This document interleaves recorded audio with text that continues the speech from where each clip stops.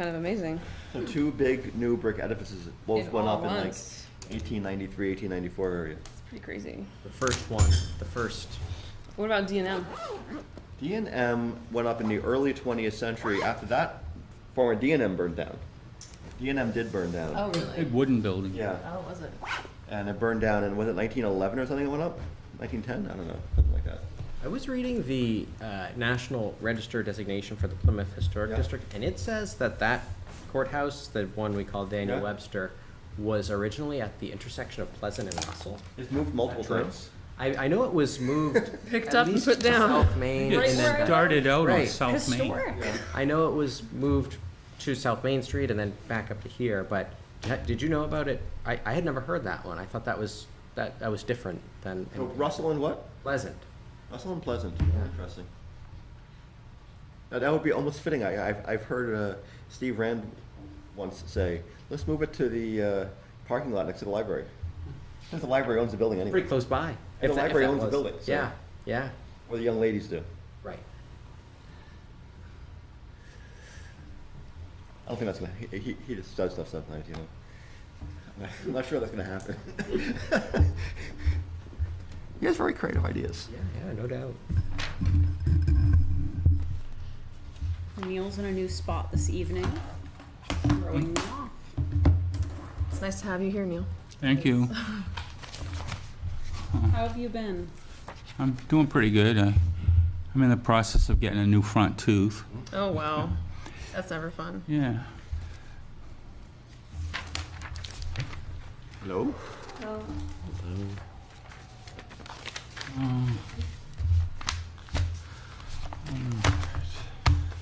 Nice and cool in here.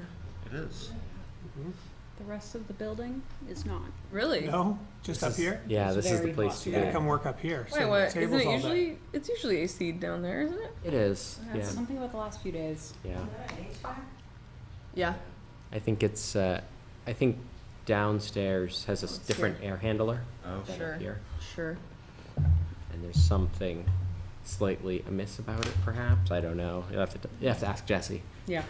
I just went for a nice walk this afternoon with someone in Franklin.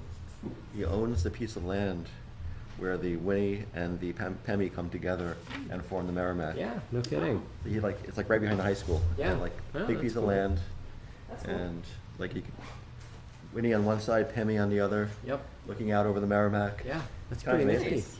You could DIY, make your own Merrimack by combining them, digging a canal and combining them further upstream. That would be interesting. Creating a moat. Yeah, that would be interesting.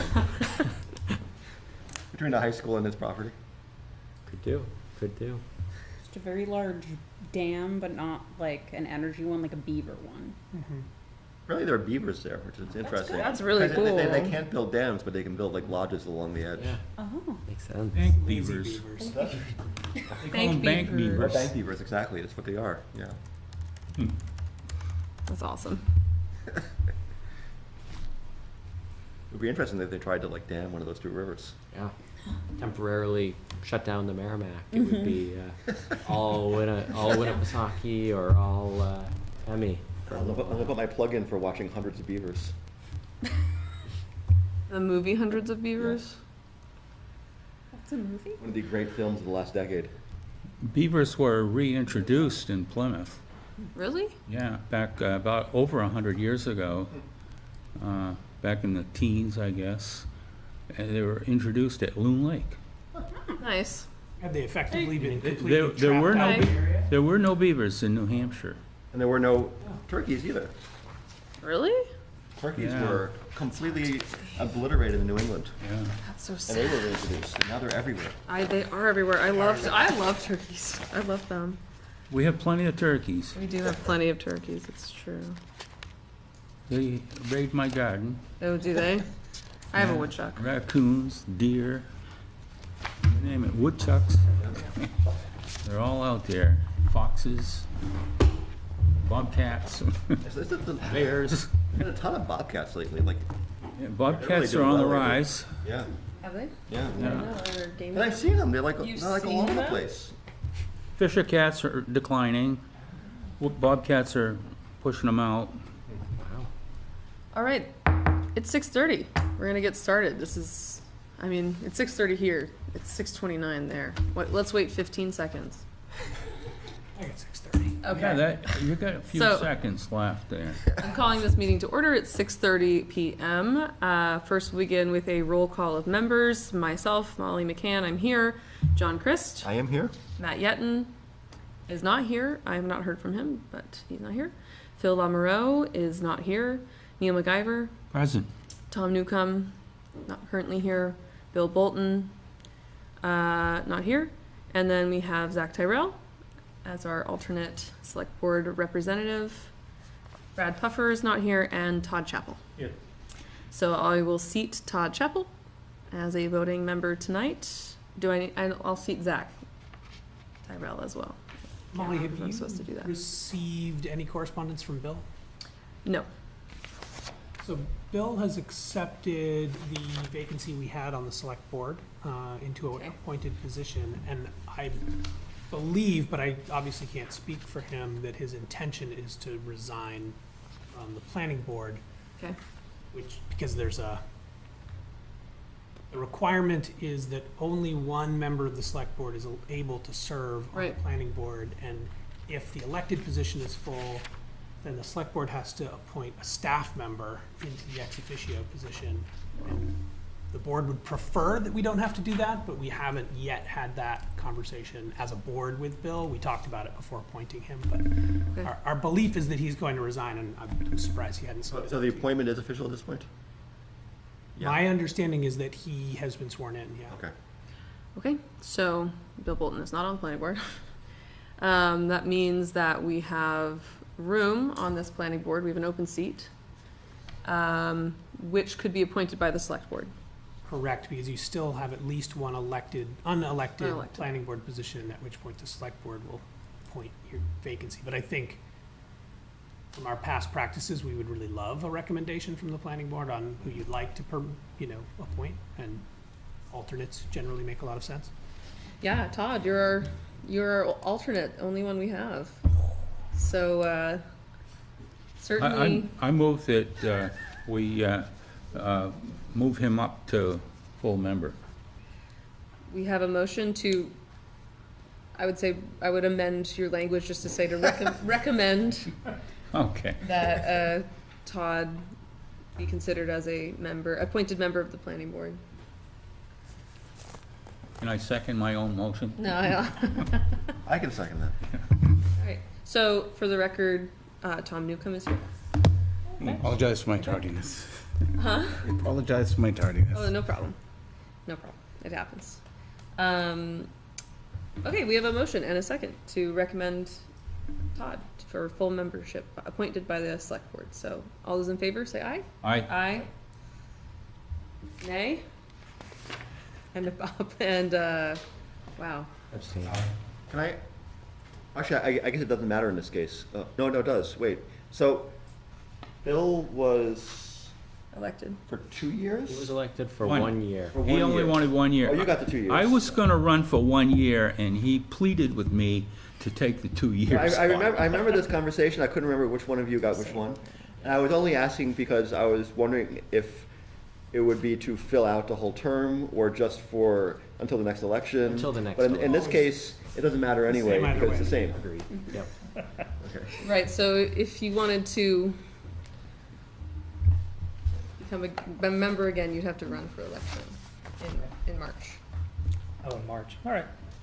And will there be 2 full-term seats up for election in I March? believe so, yeah. Yep. Yeah. A Matt Yetton's seat will be up. Yep. And Bill's. And Bill's, yeah. And after that election cycle, we will have a fully elected board. That's getting pretty busy. All right. So, thank you, Zach. All right, everyone's accounted for, I believe. So, agenda item number 3, review of minutes from July 16th.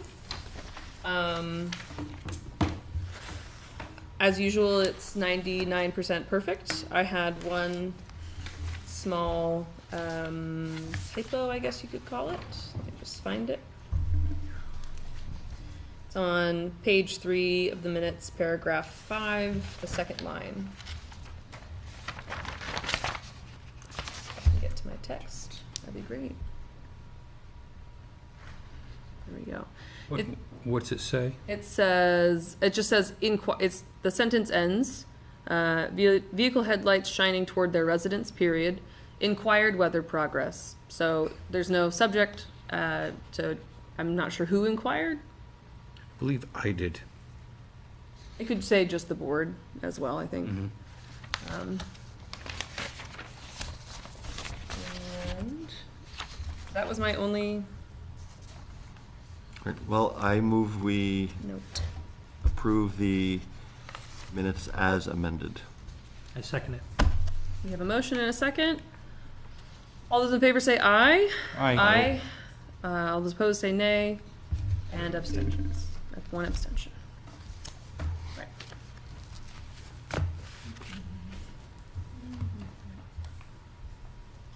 Agenda item 4, public comments not related to business on the agenda. Do we have anyone online?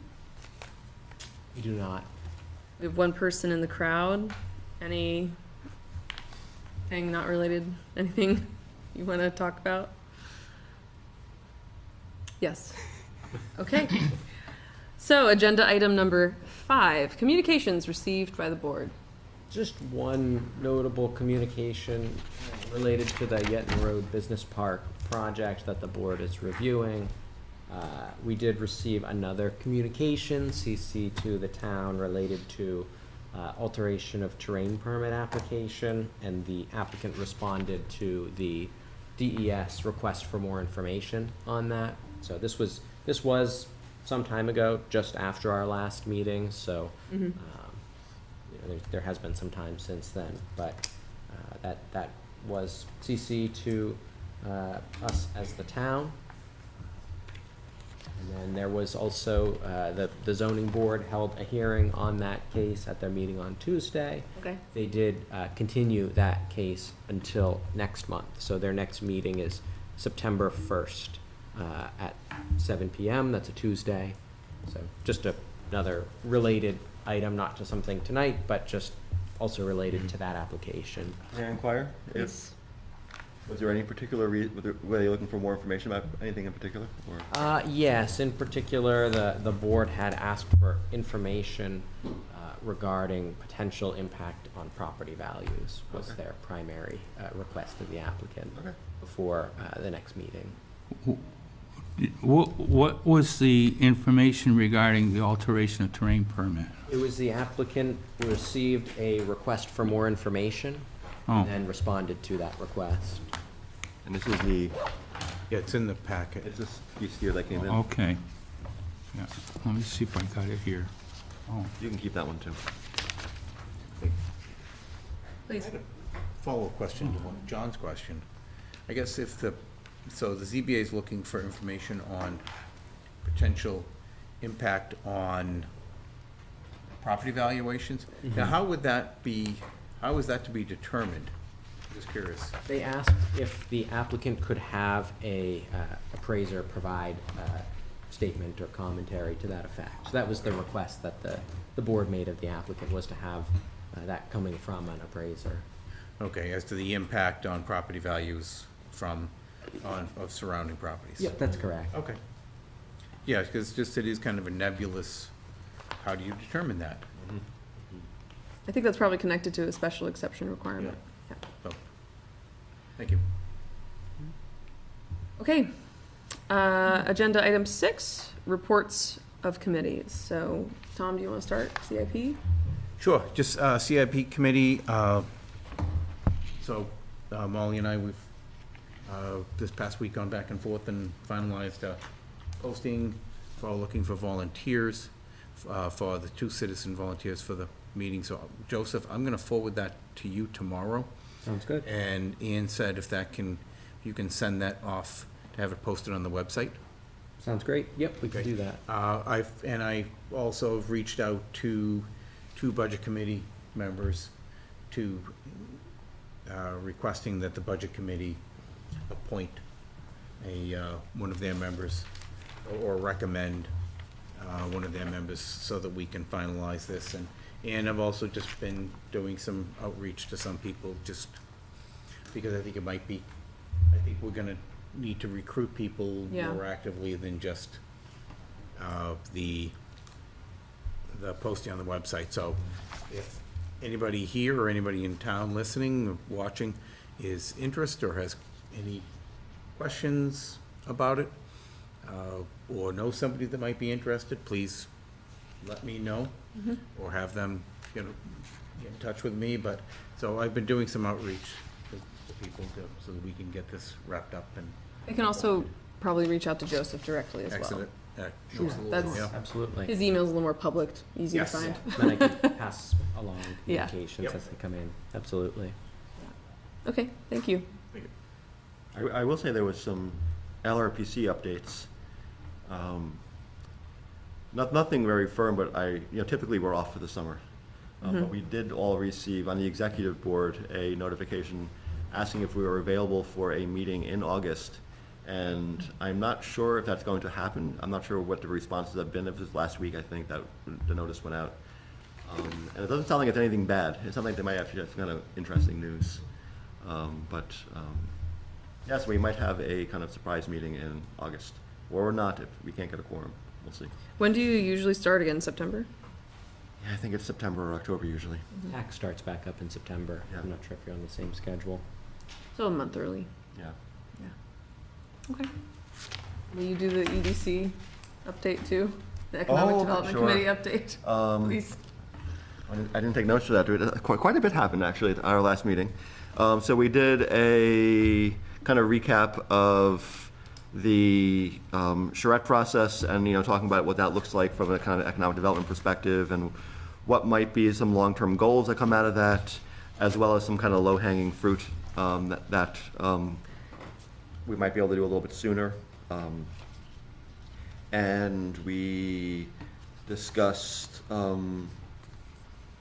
what our goals might be going forward, and we talked about inviting business owners into our meetings for like the first half of the meeting or so, just to kind of talk with us so we can listen to, any concerns they have, opportunities they see, barriers they see to their own work, whatever it might be that they want to discuss with us in terms of their relationship with the town, regulations,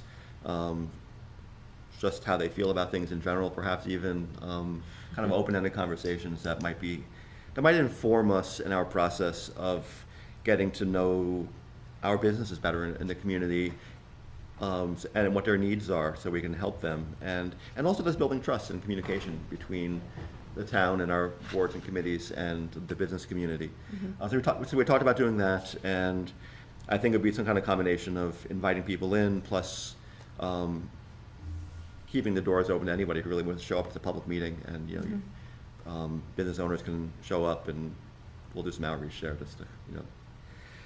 So we talked about that, and we talked about the community business engagement program a little bit, and what that might look like. We don't really have any firm sense from Cooperative Extension if they can or can't do this, but we did decide that we would make a formal inquiry with them through their website. They have a new inquiry portal, and we'll use that to make a formal inquiry. So to say we're interested, and whether that leads us into a whole program or just continued support, it's probably good on all sides just to kind of formalize that relationship a little bit and make that inquiry. And hopefully we can continue this even in the expanded form somehow, that relationship. And I think that's Do we have a new chair on the? not officially, but there has been some flux with select board personnel changing. Yeah. And then also the opportunity zone. Oh, the opportunity zone we Yeah, talked about as okay. well. So Avery and I went to a meeting in Tilton, offered by BEA, Business and Economic Affairs, on opportunity zones and the 2.0 rollout of opportunity zones, what that might look like, and whether or not it would be beneficial for the town to think about that.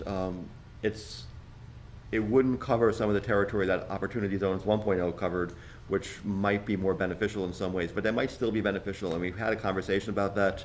But ultimately, we made a recommendation that hopefully the select board can take that up, and, because it's more of a select board decision in the end, given that it affects us like taxes and finances and, not local taxes necessarily, but still kind of the broader issues. Yeah. That was kind of an official recommendation. It was more of a recommendation that it seemed like an interesting opportunity, and we'd Okay. like them to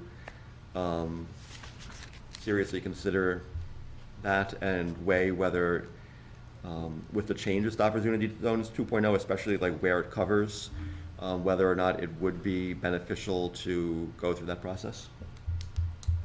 Just a quick update on that too. The select board did agree to add that to their agenda for this Monday's meeting.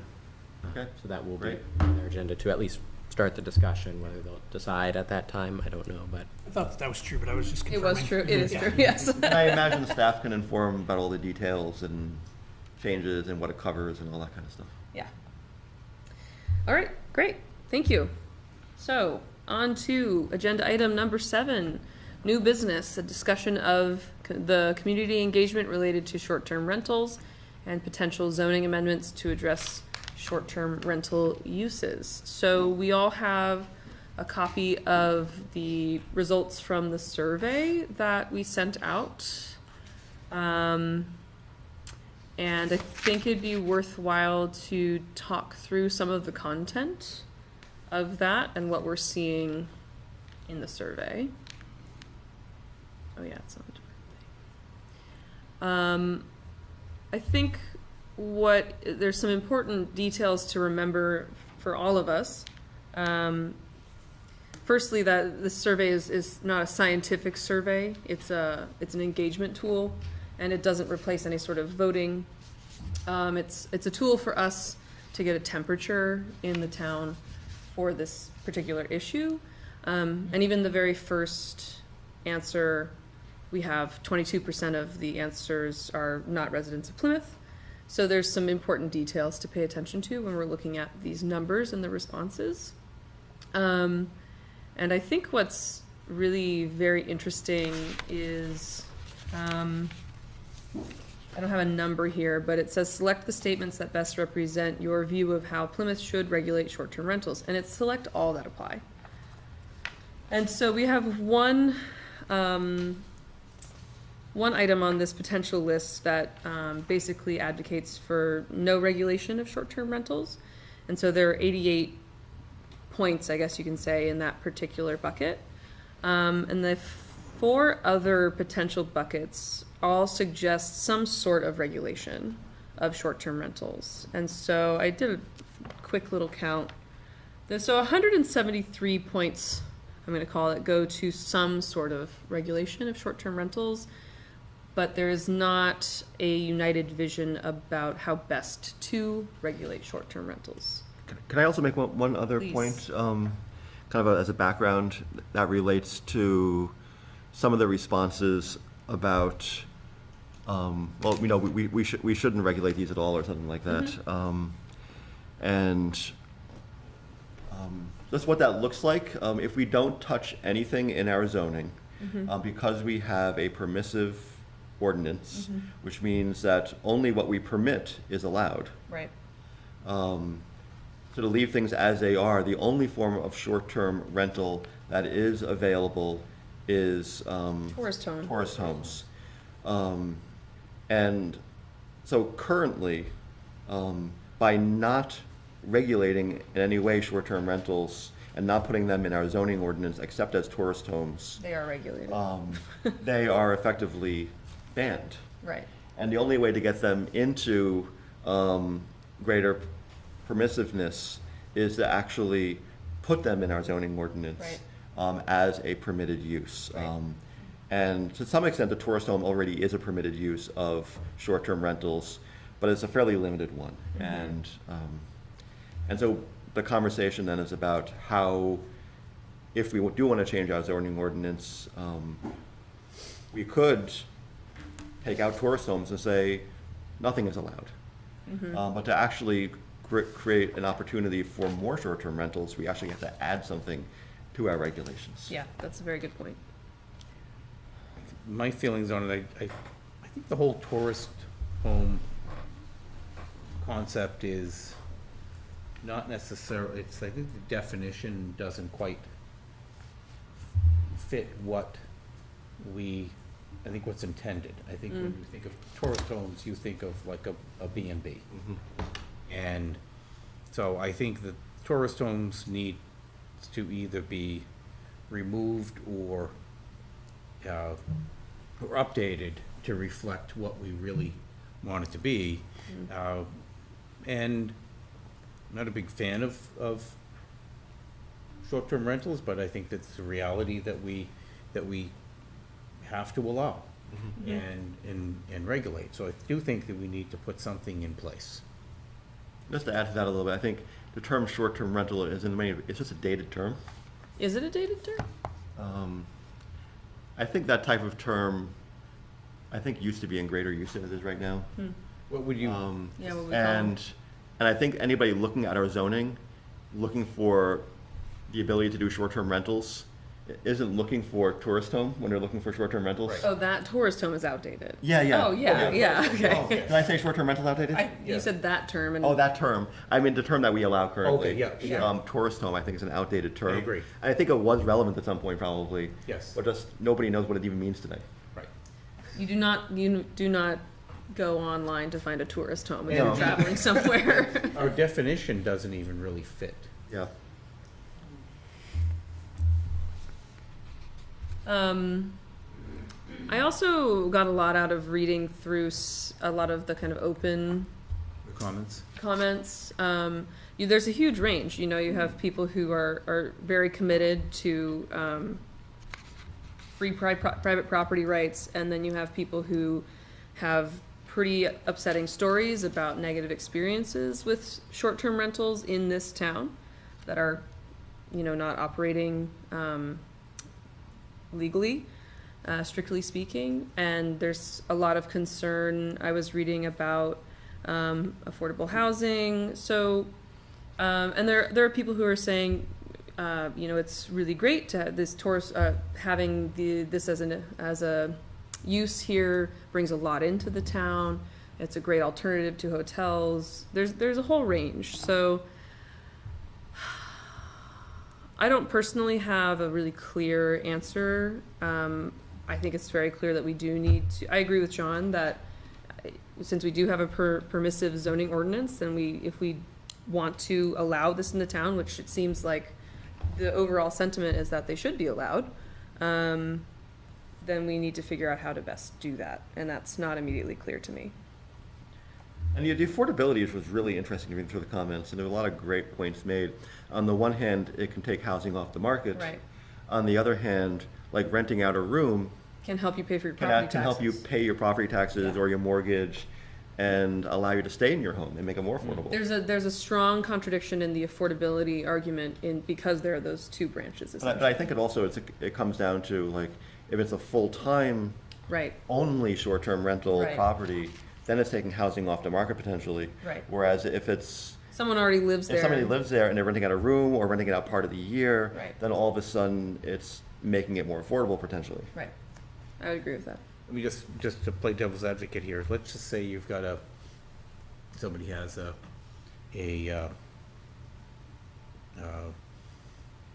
what used to be called an in-law, but a second unit in their house, so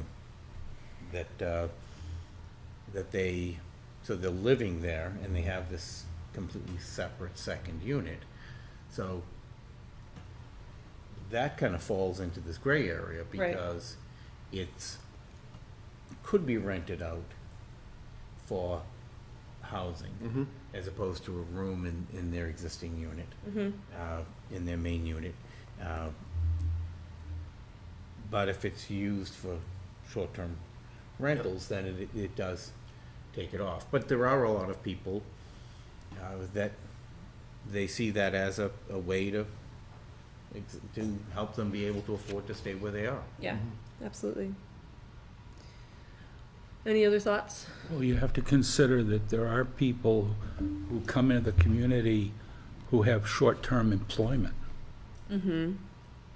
And to me that there's a necessity to provide a service for those people.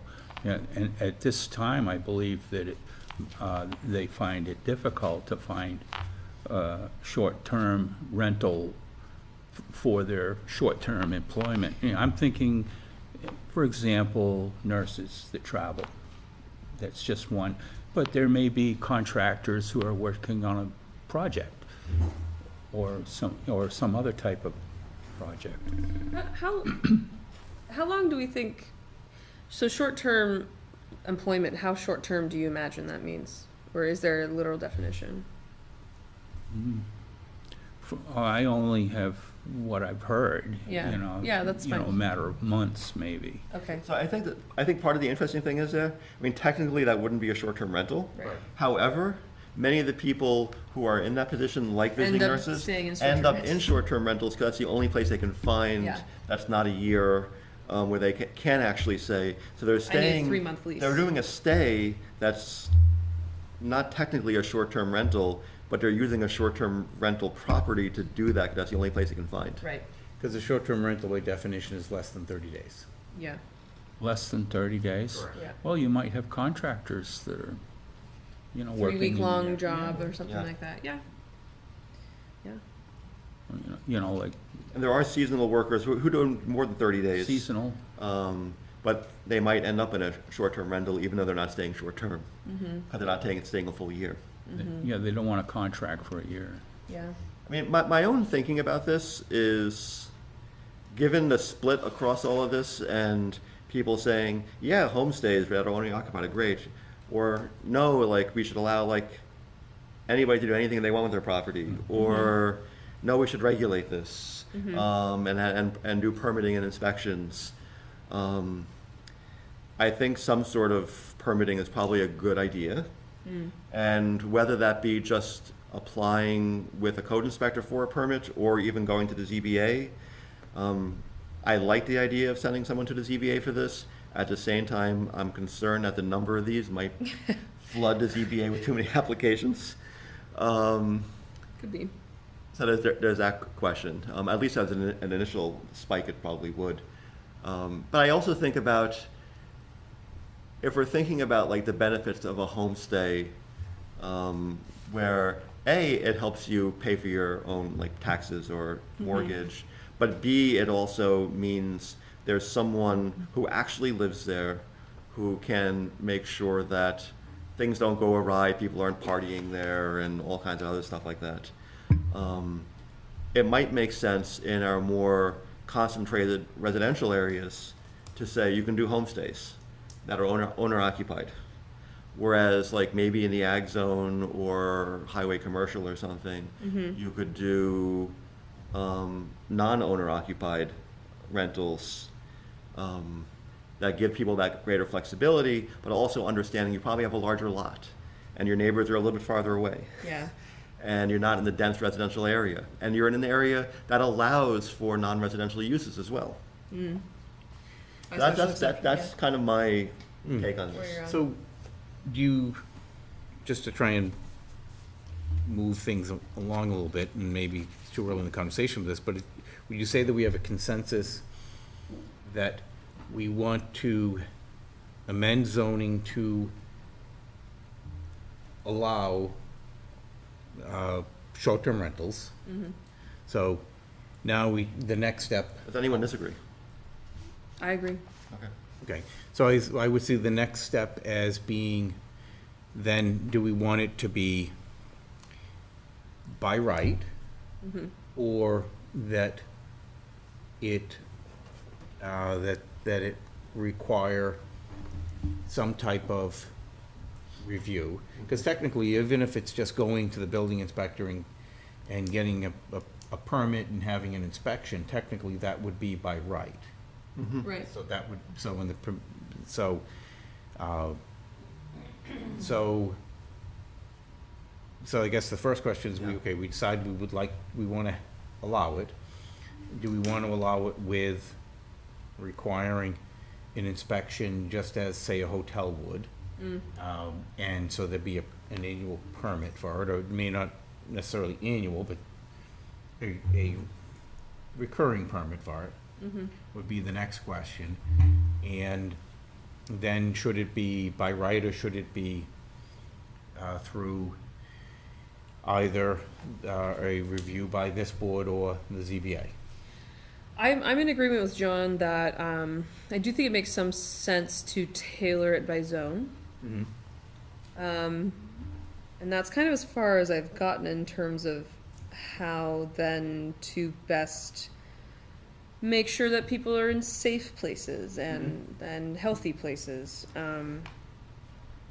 So I would need to investigate some possibilities around And I haven't even thought about the whole, like what John mentioned, some zones that it, you know, like in the single-family zone, that it be owner-occupied versus ag, that it not be owner-occupied. Right.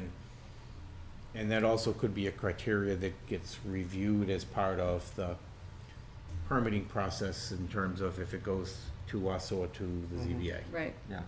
Do we have any sort of feel for where the current inventory of short-term rentals in town, like which zones they exist in? I mean, I know they're not officially endorsed, but we know they exist. I don't know if we have it by zone, You probably look closest to but this. we do Yeah. in the housing chapter as well. There was a bit of a number.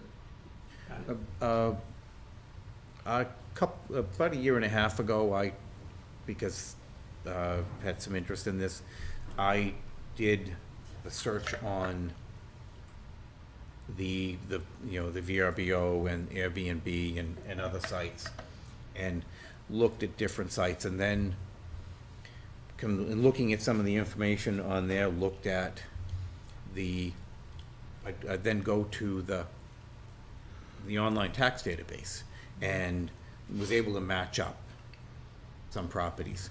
So, and there's a wide range out there. There's quite a lot of them up at Tenny Mountain, which is to be expected. Yeah. Yeah, It And makes sense in many ways. it does make sense. but there's also a fair amount of them in throughout town. There's I know of one up on Fairgrounds Road in particular that have talked with the people about it. There's one close to the campus, which is a room that they rent out. Do you have a ballpark number off the top of your head? Of number of units? Yeah. 90 to 100. There's also somebody that rents out a tent in their backyard, which, aside from the short-term rental violation of the zoning, it's really not allowed as a residence. Domicile. Yeah, a Yeah. domicile. So there's. Actual tent or like a yurt? A Coleman tent. It's a. Because it's a big difference. My recollection of the pictures is it's a platform with a tent. So a canvas glamping Yeah. probably style. Has the state already changed its regulations on yurts? So there is a new piece of legislation that the state did pass, that was passed by the state legislature, and to my recollection has been signed by the governor, Oh. that allows towns as an option to permit tiny homes on wheels and yurts as quote-unquote innovative housing structures. So it is a opt-in for towns, as I understand it, where if a town wanted to say innovative housing structures are allowed anywhere we allow single-family residences, a town could do so, and that would, by reference, pull in all these uses that are generally not what we traditionally think of as a housing unit, but might be a tiny home on wheels, which traditionally I think we might classify more as an RV, or maybe a yurt or a tent. So But it is yes. opt-in. My understanding is that is an opt-in, not a mandate. I really like that one of the oldest, most traditional forms of shelter in Mongolia, the yurt, is called an innovative housing solution now. That's pretty great. Feels full circle. And I'll just to add a little bit from the zoning board perspective, they've probably permitted 5 or so tourist homes over the past 6 to 8 months. Have one this week? Yep, including one just this week. those have, to my recollection, all been in the ag zone, very different parts of the ag zone. Mostly in, I would say, the interior, or the sort of western parts of the ag zone, as opposed to like north. There was one on Fairgrounds Fairgrounds. Road, which is kind of in a little bit more of North Plymouth, but many in like Morse Road, Old Hebron Road, Mayhew Turnpike. A lot of the ones we've seen have tended to be in the more rural parts of town, those that have come to the zoning board, and they have all been approved thus far. Though the zoning board did ask that I relay that they are struggling with the definition of tourist home as written today because of really two terms in there, as I understand their concerns. The first one being what is transient specifically, because in the zoning ordinance it doesn't give you a clear definition. And then Transient. the second one would be owner occupancy. So they've had a lot of different proposals of how someone intends to meet that owner occupancy threshold. Interesting. And they've said, we don't have a definition in the zoning ordinance of what that means. So they've been willing to accept different interpretations of that, which, Just to expand that, I mean, that could mean like owner is always there on premises in a part of the house versus owner is there for a certain number of days a year, and those Yeah. could both be owner occupancy under different definitions. Yeah. and other things they've heard have been, I'll occupy it half of the year and anytime there's a guest. Yeah. For example, I'll owner occupy it when it's being used as a tourist home. Or I will owner occupy it except when it's being used. So if I'm there 300 and Interesting. whatever days a year, and then every day that I rent it out, I am somewhere else in town. So they've heard different proposals of what that means, and there is no definition in zoning Yeah, currently. okay. And just if I can add 2 cents to that, I mean, I personally kind of like the idea of the owner being there as a watchful eye if we do go for owner occupancy. But at the same time, like even if it's like I will only be there when there's no guests there, you still have to at some point occupy that building and look at your neighbors in the face. Yeah. Potentially, at Yeah. least, and know that whatever happened when you weren't there, you're still looking at your neighbor at some Yeah. point in the year. And I'm not sure that's as effective as actually being on premises, but it does still serve that purpose, I think, of owner occupancy in some way. And, I guess I'm less concerned with the owner occupancy aspect of it because two things. One, I think that it's gonna be very easy to abuse, or to, maybe abuse is a strong word, but to, Hard to enforce, maybe? yes, yeah.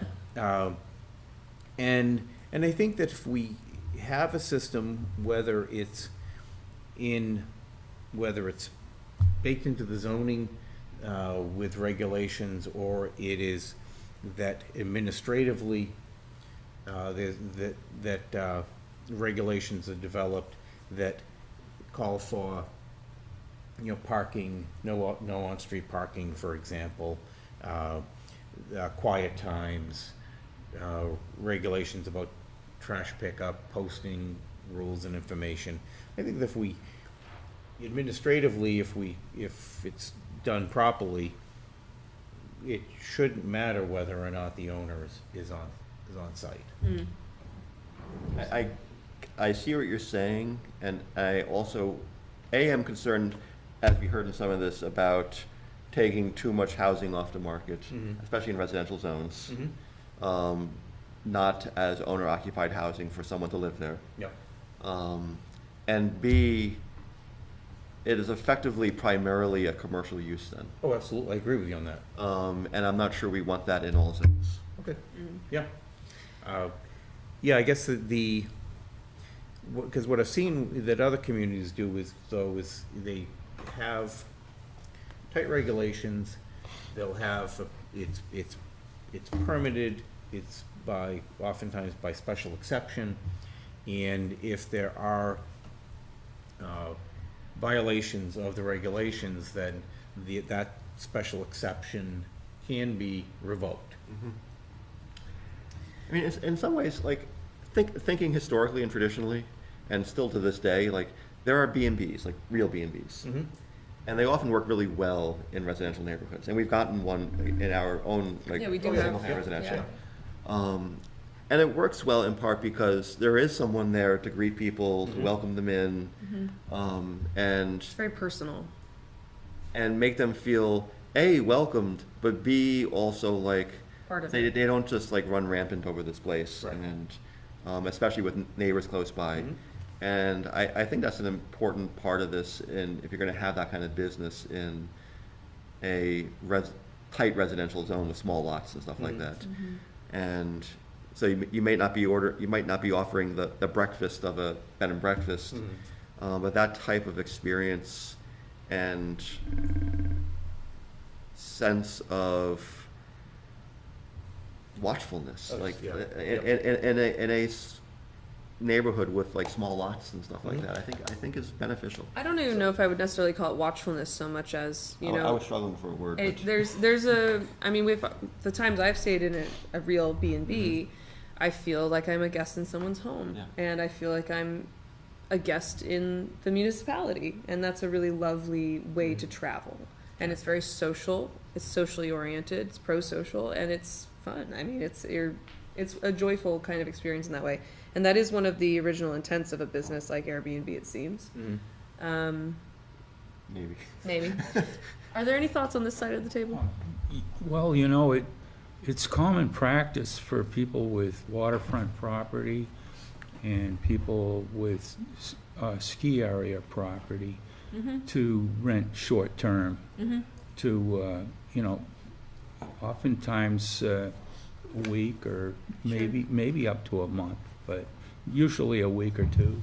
I mean, people who have ski condos who they're common going to come up in the practice. holiday, but they're going to be away in January, and then they rent it It's out. how they pay their taxes, Yeah. really. You know, they want to enjoy their camp at the lake, but they really can't afford to swing the whole thing. They've got to rent it out in the best months of the summer, maybe. But for a lot of people, it's a business too, because there are some people that own multiple units up at Tenny, There are many ways to go about it. Yeah. and they never stay there. Yeah. Or, I can't No. say that, but I mean, but they're absentee owners. That This don't is- live local and own multiple units, Yeah. so it's not like we're gonna rent it out a few weeks. And this is something that did come up in here, is there were concerns about consolidation of ownership Yeah. in too few hands, and I don't know that there's any way of actually regulating that as a municipality, even if we Yeah. wanted to. Well, even like, at the national level, there's new legislation Yeah. that's supposed to Pretty weak. limit that, and I don't know how you can realistically do it. And because someone can just Create say, an okay, LLC and, exactly, yeah, I'm gonna put Divide it this up. one in this name and that one Yeah. in that name. Yeah. I had a question for you. You mentioned, John, about your concern about, like, say, in the single-family yeah. district or the multifamily district, because, more the single-family, because of closeness. How would you handle, for example, just to throw Tenny Mountain, Yeah. and because that's very much of a closeness.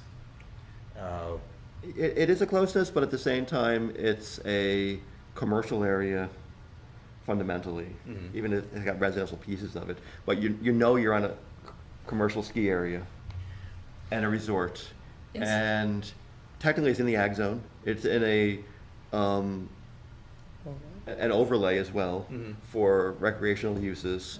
I'm fine with that being, I think when you buy a house or a condo there, you know what you're getting into in terms of where you're buying into town. And I think that's fine. Okay. I just say, just And throwing it it is out. denser there, you're right. Yeah. But I think you also know you're buying at a resort. Well, the other thing also is the homeowners association has the ability Yes, to Yes, put they do. regulations in they do. place. They do. On top of that. Yeah. Okay, so I want to pause and invite members of the public to add their comments if they're interested. So if you are, please come to the podium and state your name and your statement. I don't think anyone's online. Nope. No, you go. No, you go. Only three of you, somebody go.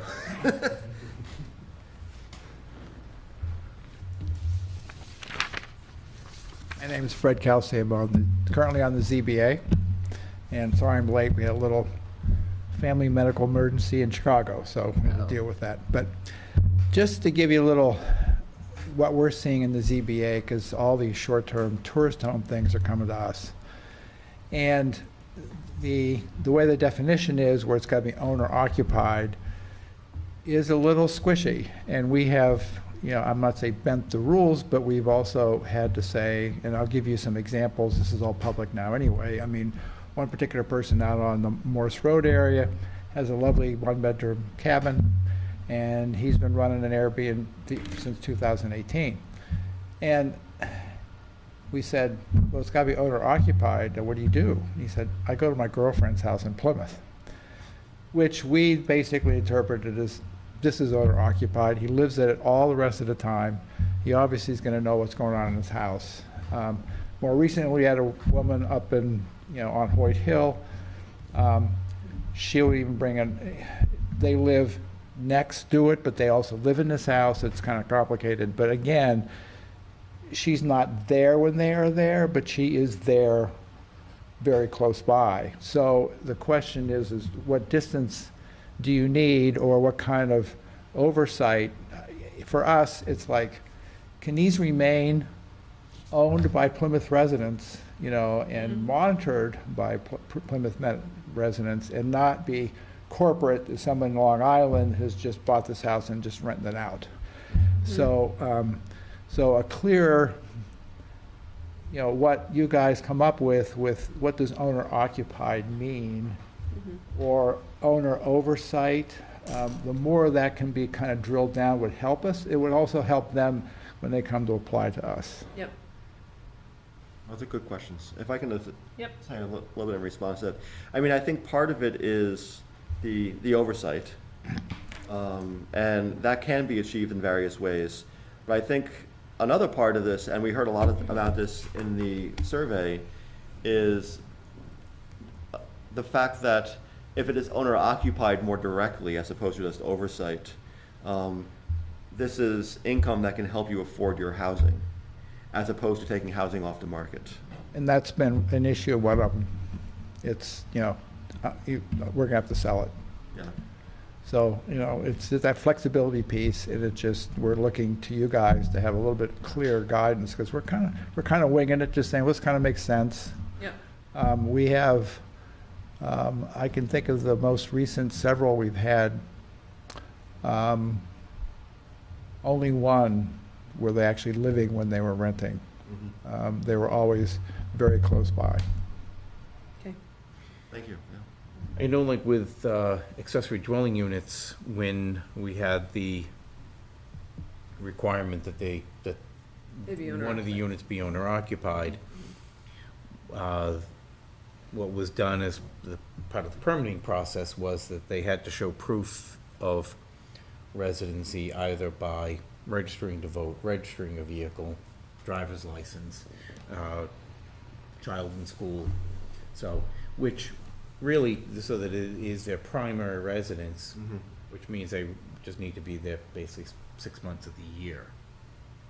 So that is different than, so from a legal standpoint of occupancy versus, as primary residence versus being there when tenants are there is Yeah. different things.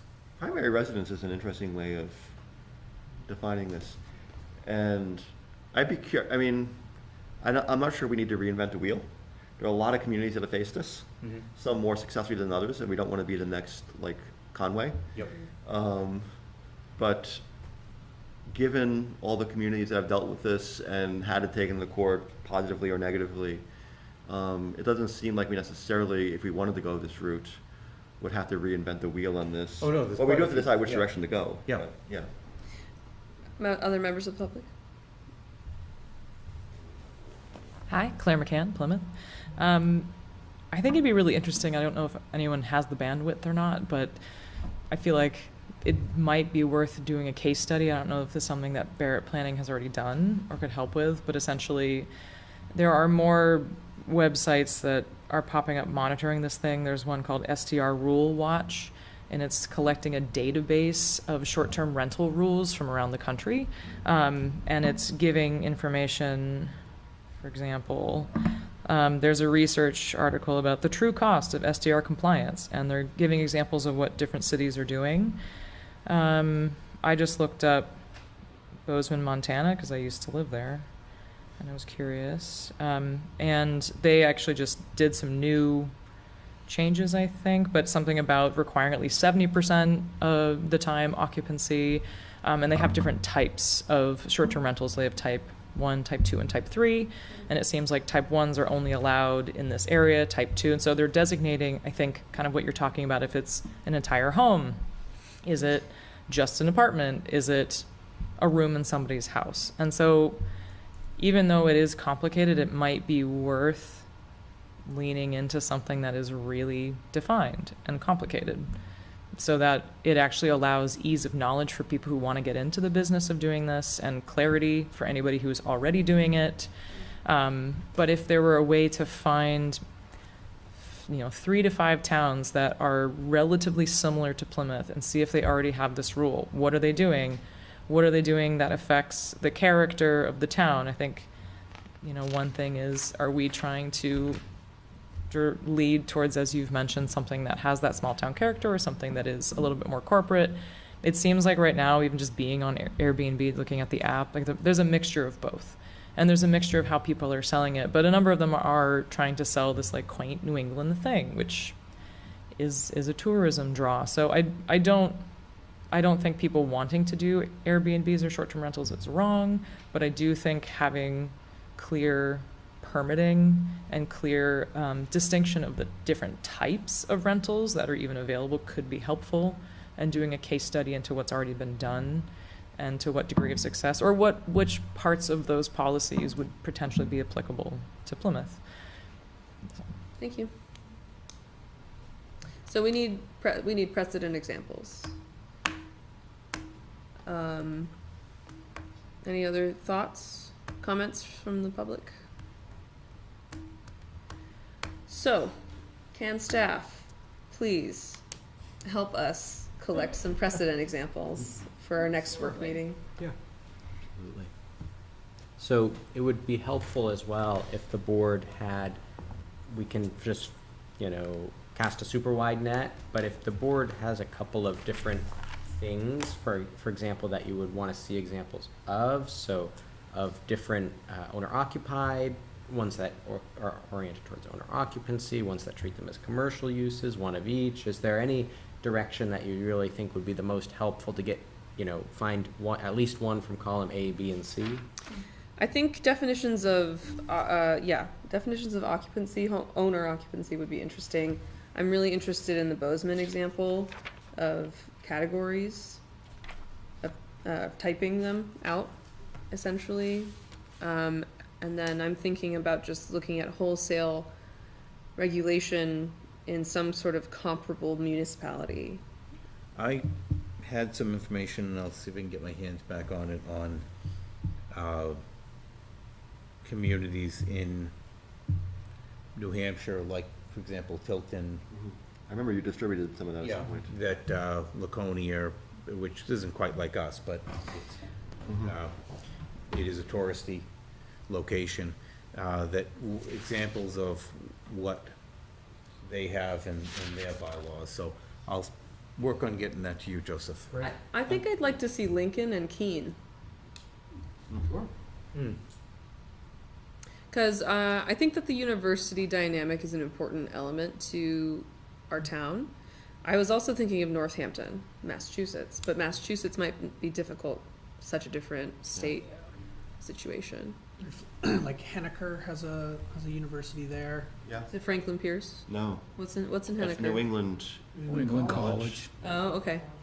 I don't think they're a all the little smaller university. than us, but similar comparison with a small school. Small taking school, up small a- town. And they've also got some recreational stuff in Henniker as well. They do, yeah. Okay, the ski Henniker's- area right there. Yeah. Okay, Henniker's a great idea. Too. What did you say? New London. New London also. Oh, New has a London. small That one school. could be really Yeah. interesting, Yeah, Colby Sawyer Colby Sawyer. there. Are there other states that have a similar tax break? I'm just thinking Arizona also doesn't. Wyoming and Montana. So I don't know anywhere in the Pacific Northwest either, but even just outside of New England, but also a similar university and outdoor dynamic with I mean, I within actually a think Bozeman is relative a really good choice. population size. Bozeman's population is larger, but it started small and has gotten big, Yeah. and that's probably why they've leaned into changing some of their rules. So it could be good to see why they've changed their legislation and because what happened. Yeah, and I'm also kind of curious, let's say we do allow them either, in some areas, either by right or at least as non-owner occupied, units. What is the best permitting process and or is it feasible to actually send them through the planning board or ZBA, or does that become an absolute like rat's Yeah. nest of like too many applications or is it only too many applications for like a few months and then it Slows down. simmers down? Yeah, there'd be ways to deal with the initial influx. You can- Yeah.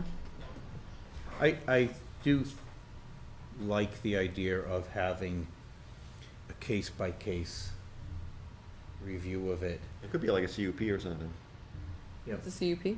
conditional use permit, which Okay. comes before Yeah. this board. Yeah, Yeah. so whether, but have it looked on a case-by-case as either a special exception or CUP, as well as there being a mechanism for revoking that if if they're flagrant Flagrant. violations, not fragrant. Violations of Or fragrant regulations. violations. Depending how frequent. Enough parties. The oh shoot, what was I just gonna say? I can't remember. Sorry, one more part of this. I think the other thing that would be interesting to look at is how are other municipalities dealing with people who are breaking the rules, who aren't permitted, because I think clearly since we have over 100 Airbnb or short-term rentals, in Plymouth that are not allowed, like clearly there's no way to follow through with the law. So, and then not that there's been a huge push to do that, but it'd be nice if it were regulated so that we have an idea of where these things are in case emergencies happen or in case something happens. There's just awareness of, and it doesn't have to be like back alley dealings of short-term rentals or secrecy. So, but if these things are not being run permissibly, what is the follow through with that? And is there a fine? What's the process? And in doing the regulation, how does it motivate people to want to just get the permit rather than avoid it? Sure. And I think, you could, speak to this. We were looking into potentially regulating them better. Right. But we decided to go through the kind of planning board process of figuring out how we want to regulate them before we Right. actually start doing that. Yes, exactly.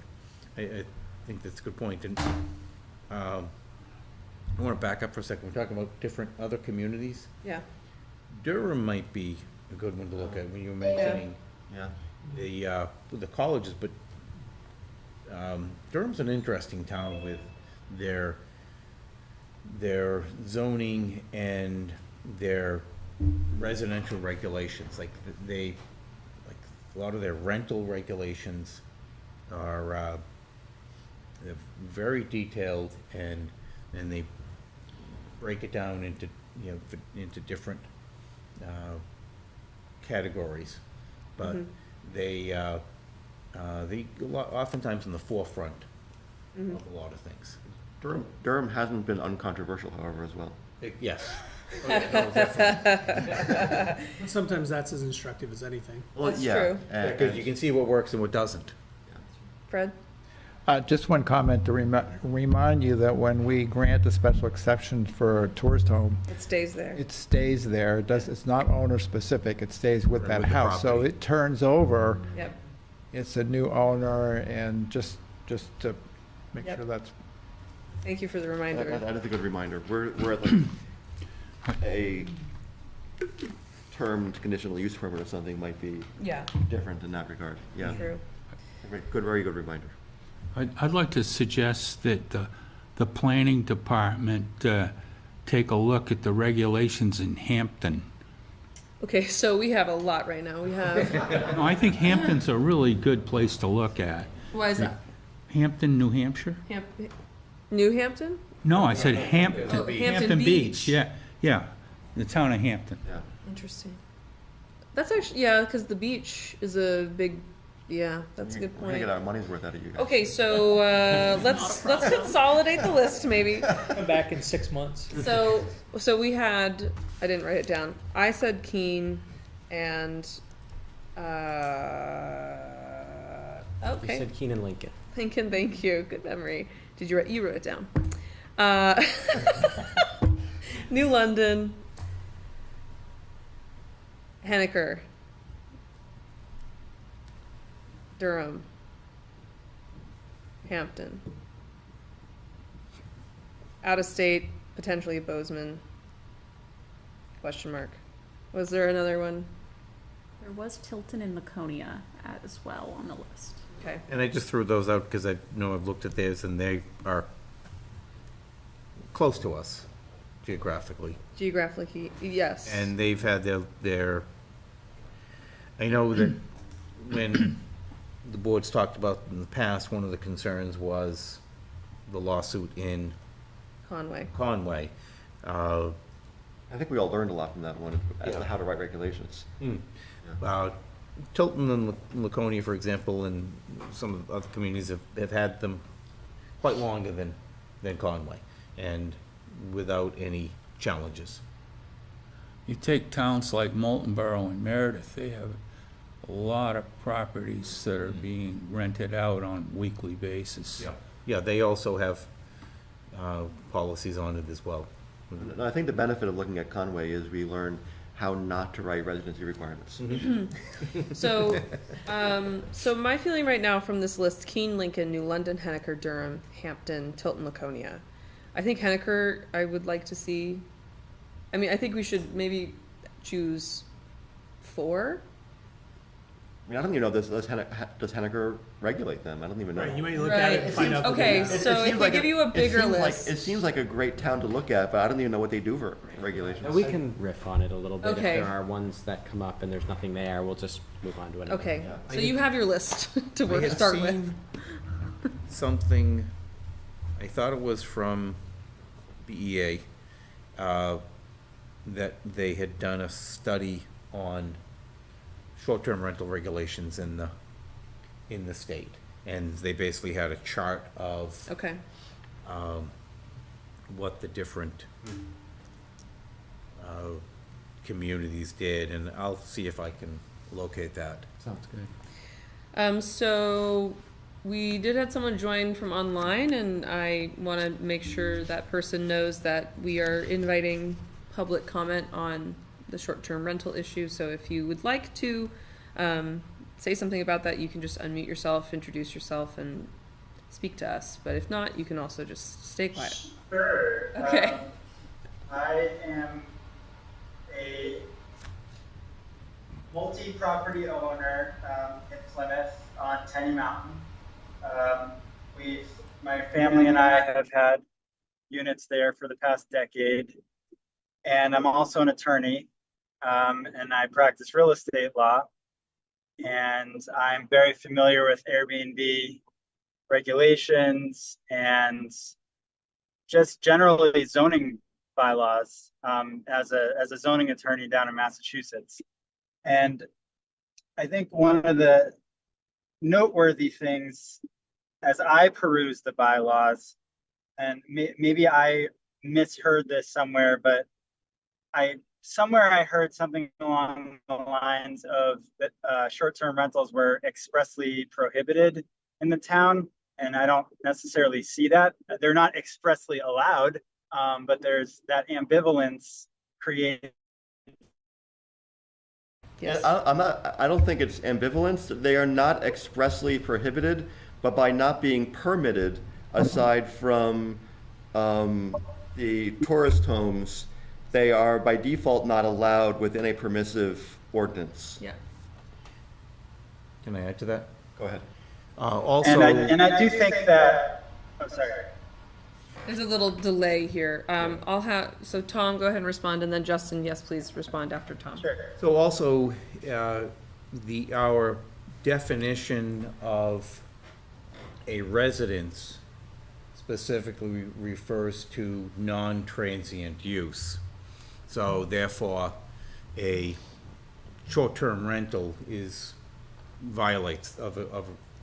short-term rental use of a residential unit violates the definition of residential. Although it would be nice to define what transient means, but that's a whole nother Yeah. issue. Right. Yeah, But the accepted Yeah. definition. yes, understood, yeah. Yep.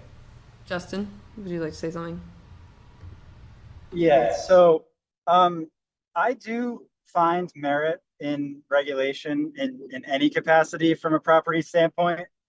As again, I'm also a landlord-tenant attorney, so I come at this from a lot of angles, and I see the need for regulation, but I also see the value in short-term rentals if they are regulated properly, because they do bring revenue and tourism to the town. And I think there's a time and a place for them.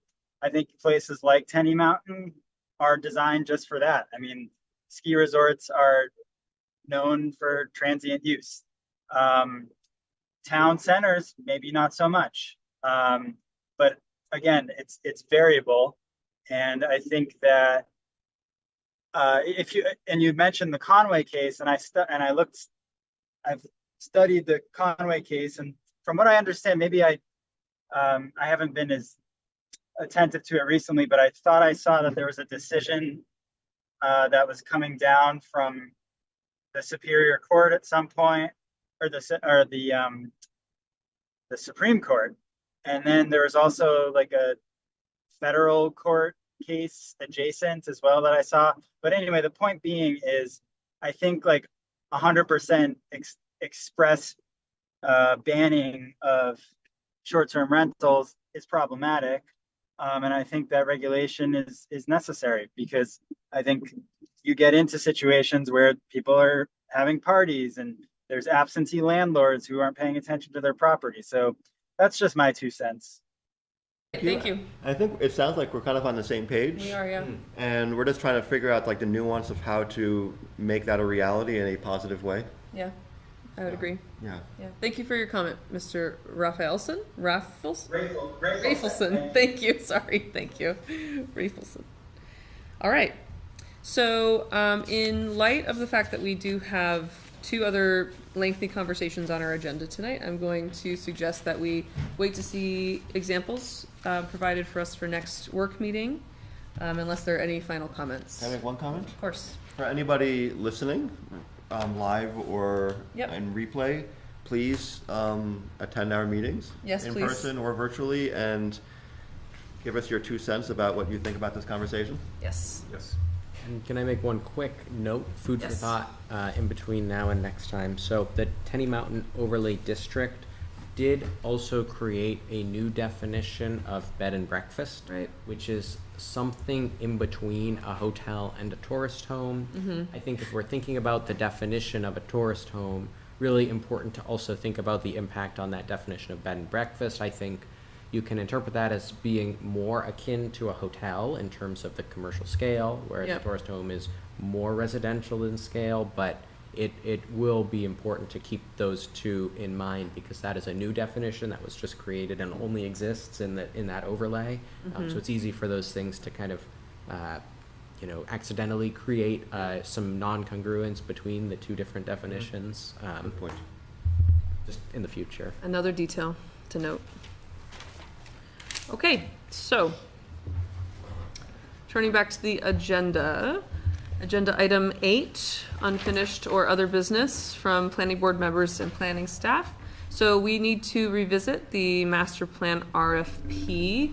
This is an opportunity to offer feedback to our wonderful authors. Thank you, Todd and John, for drawing up this draft. So if I can just say a couple of words. Please do. Todd took like the first whack at this, and I took the second one. And I was reading my own second draft and making corrections already today. Okay. Yes, I have some to offer as well. I just wanted to get it out there so we can look at it. Yes, yeah. And I also, there's a whole bunch of stuff in red, and some of it's also in black, where I think like the second half of this, a lot of that is really just kind of town policy for some of this stuff, that I think it's best left to the town to figure this out, and town staff to figure some of that part out. Whereas I think it's nice that the first half of this, which is more the kind of narrative part, come from the board, and yeah. I agree. Yeah, I agree. I did not read the red parts thoroughly because it noted that this is more of a town side thing. So I read the overview and community profile through. Is there a copy in print of this anywhere up here? Any chance? Yes, there is. Yes. Okay. So if you want to see the draft RFP, there is a print copy up here to look at. So I have a few. I really only have 4 potential edits to offer, which may overlap with your edits already. On page 2 of the RFP, in the second paragraph, the second sentence reads, whether one is looking for groceries, medical care, a hotel, a regional high school, or a home base to explore the myriad recreational opportunities in the region, Plymouth is there. I would rewrite that as Fair enough. Plymouth has it all. You're not changing the tone, really. You're going even further. I'm taking it further and hearkening back to the earlier reference to the master plan that says Oh, Plymouth has Plymouth, the master plan in 2018, master plan describes Plymouth as, quote, a place that has it all. The advantages of small town friendliness, the energy and culture of a college town, etc. I don't know. I just think that it's. I'm down with that. Okay. I have a lot of really kind of nitpicking comments on my own draft. That's fair.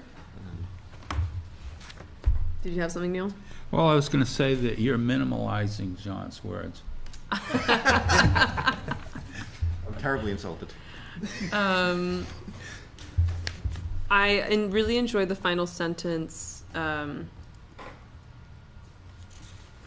about the charrette, and Plymouth is looking forward to growth that builds upon its distinctive sense of place. The landscape architect in me loves the phrase sense of place, so that was, I think, a nice place to end the description.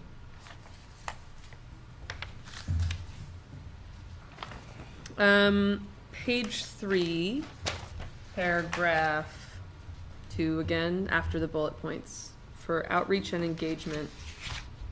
The second sentence of this, I think, does need some refinement. Effective communication. Grammatically incorrect. Yes, that's true.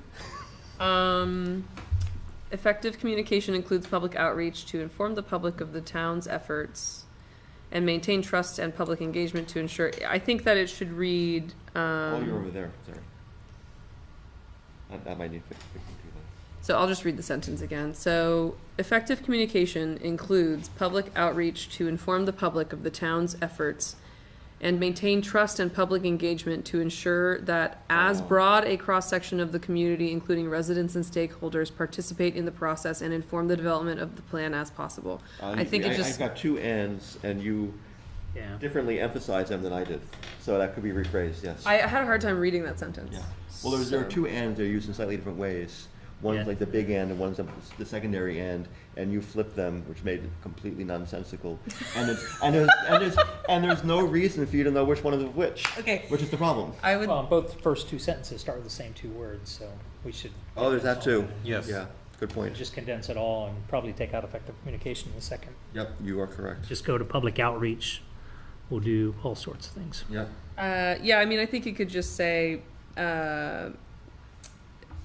public engagement to ensure as broad a cross-section of the community as possible participates in the process and informs the development of the plan. Or, it could be simplified or reworked. I could imagine the second sentence starting with public outreach does this, new sentence, public engagement does this. Okay, sure. And yeah, however that looks in practice. Can I throw out another thing in that paragraph? Sure. What's it, 1, 2, 3, 4, 5, 6 lines down?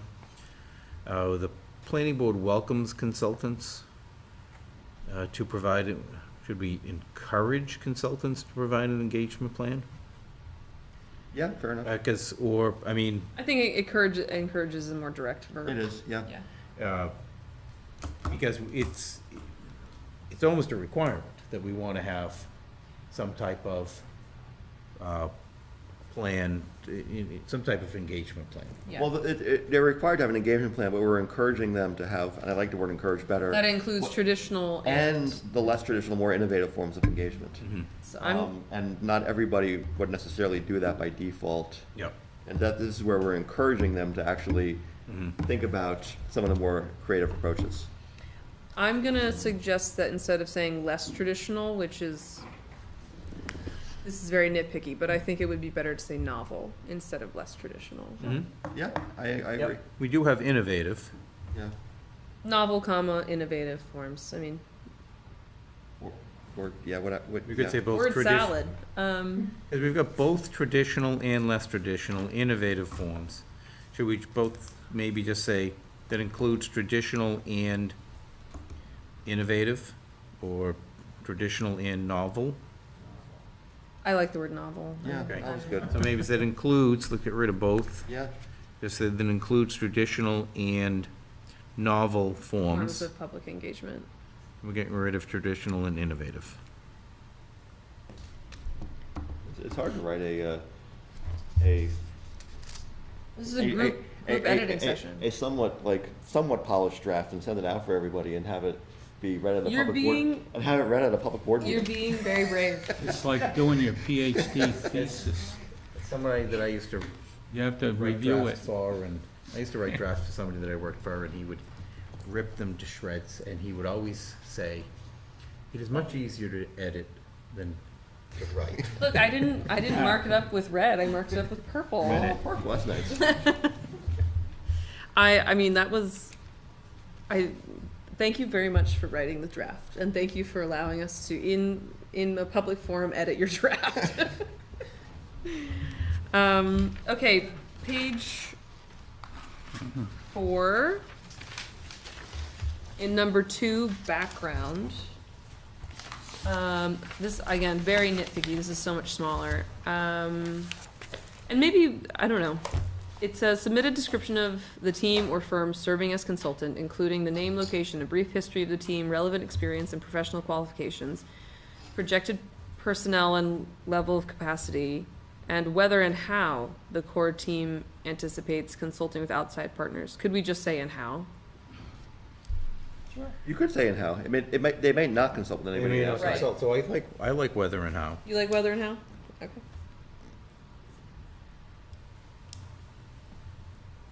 Whether, mean, it and makes- you could say whether and if so, how. That's clearer, thank you. Yes, add more words. Yeah, I was just gonna say, with that sentence, Getting graded on that's weight. a pretty long, that whole paragraph is just one sentence right now. It's my German heritage. Oh, yes.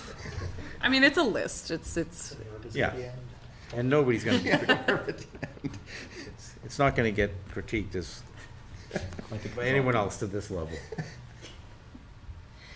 That's all, I mean, that was all I had. I just had 4 little bullet points personally. Because otherwise I think, I mean, I know that you referenced other RFPs. I'm not going to claim that I'm a expert, but it's, I mean, I see all of the chapters mentioned that we discussed during our meeting. And I think it's a thorough description. And I think anyone who reads this, who's a professional, will be able to respond very well. I can give you my kind of marked up copy too. Thank you. I did run the RFP and the, in particular, the selection process, all of your red language by Anne, the finance director, and she only had one comment about the insurance. She said it all was good, looked just fine, except added in some insurance language, which is reflected in this draft.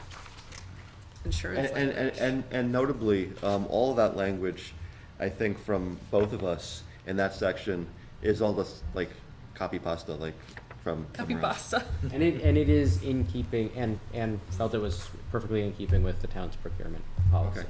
That's, as long as you don't mind it being like directly cut and paste from somewhere else.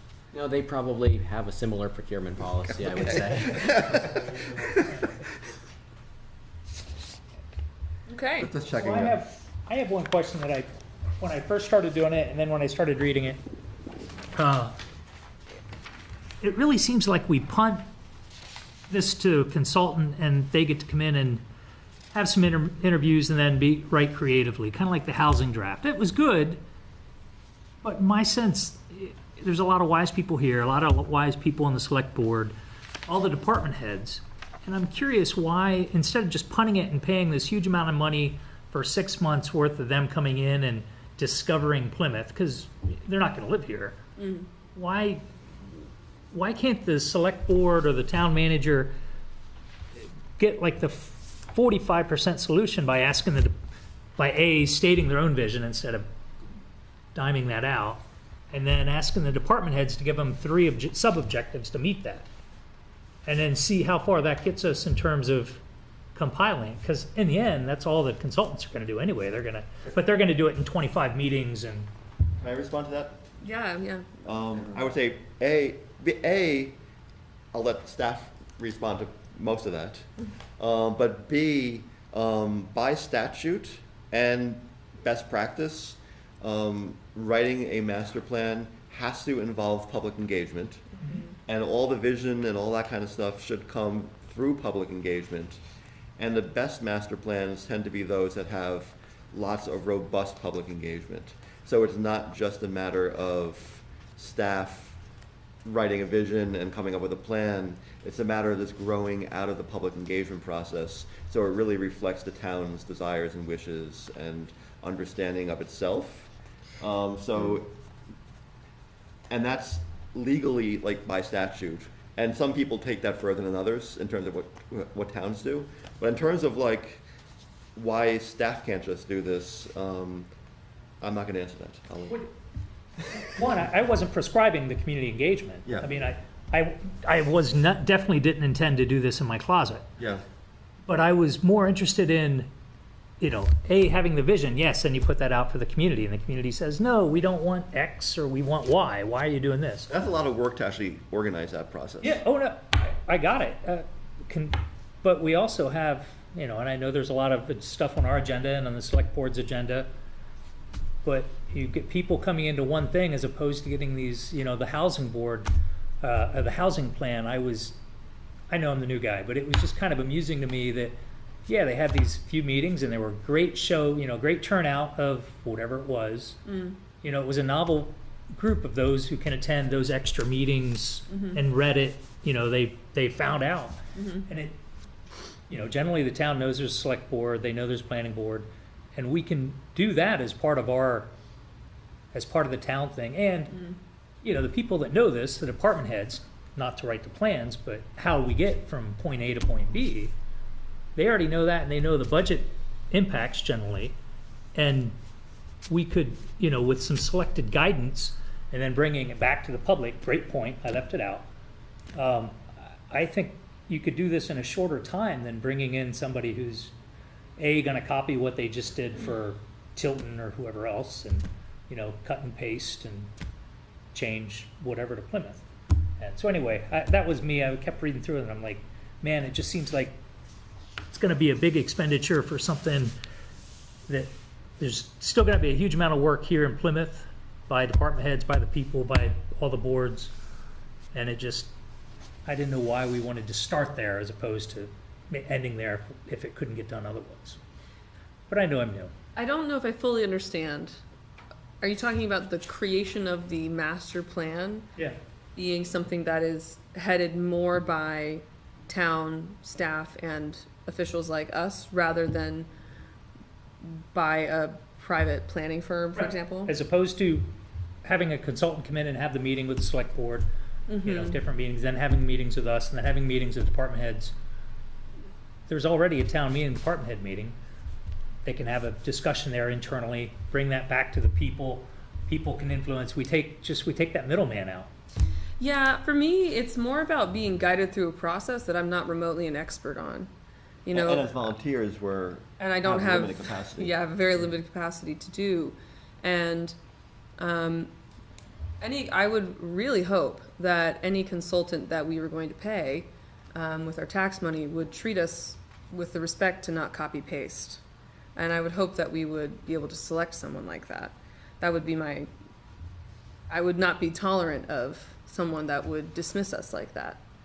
And I think that we're a very desirable town. I think we've been treated extremely well by the planning firms that we have worked with so far. And I think we've gotten a good product for our payment to them.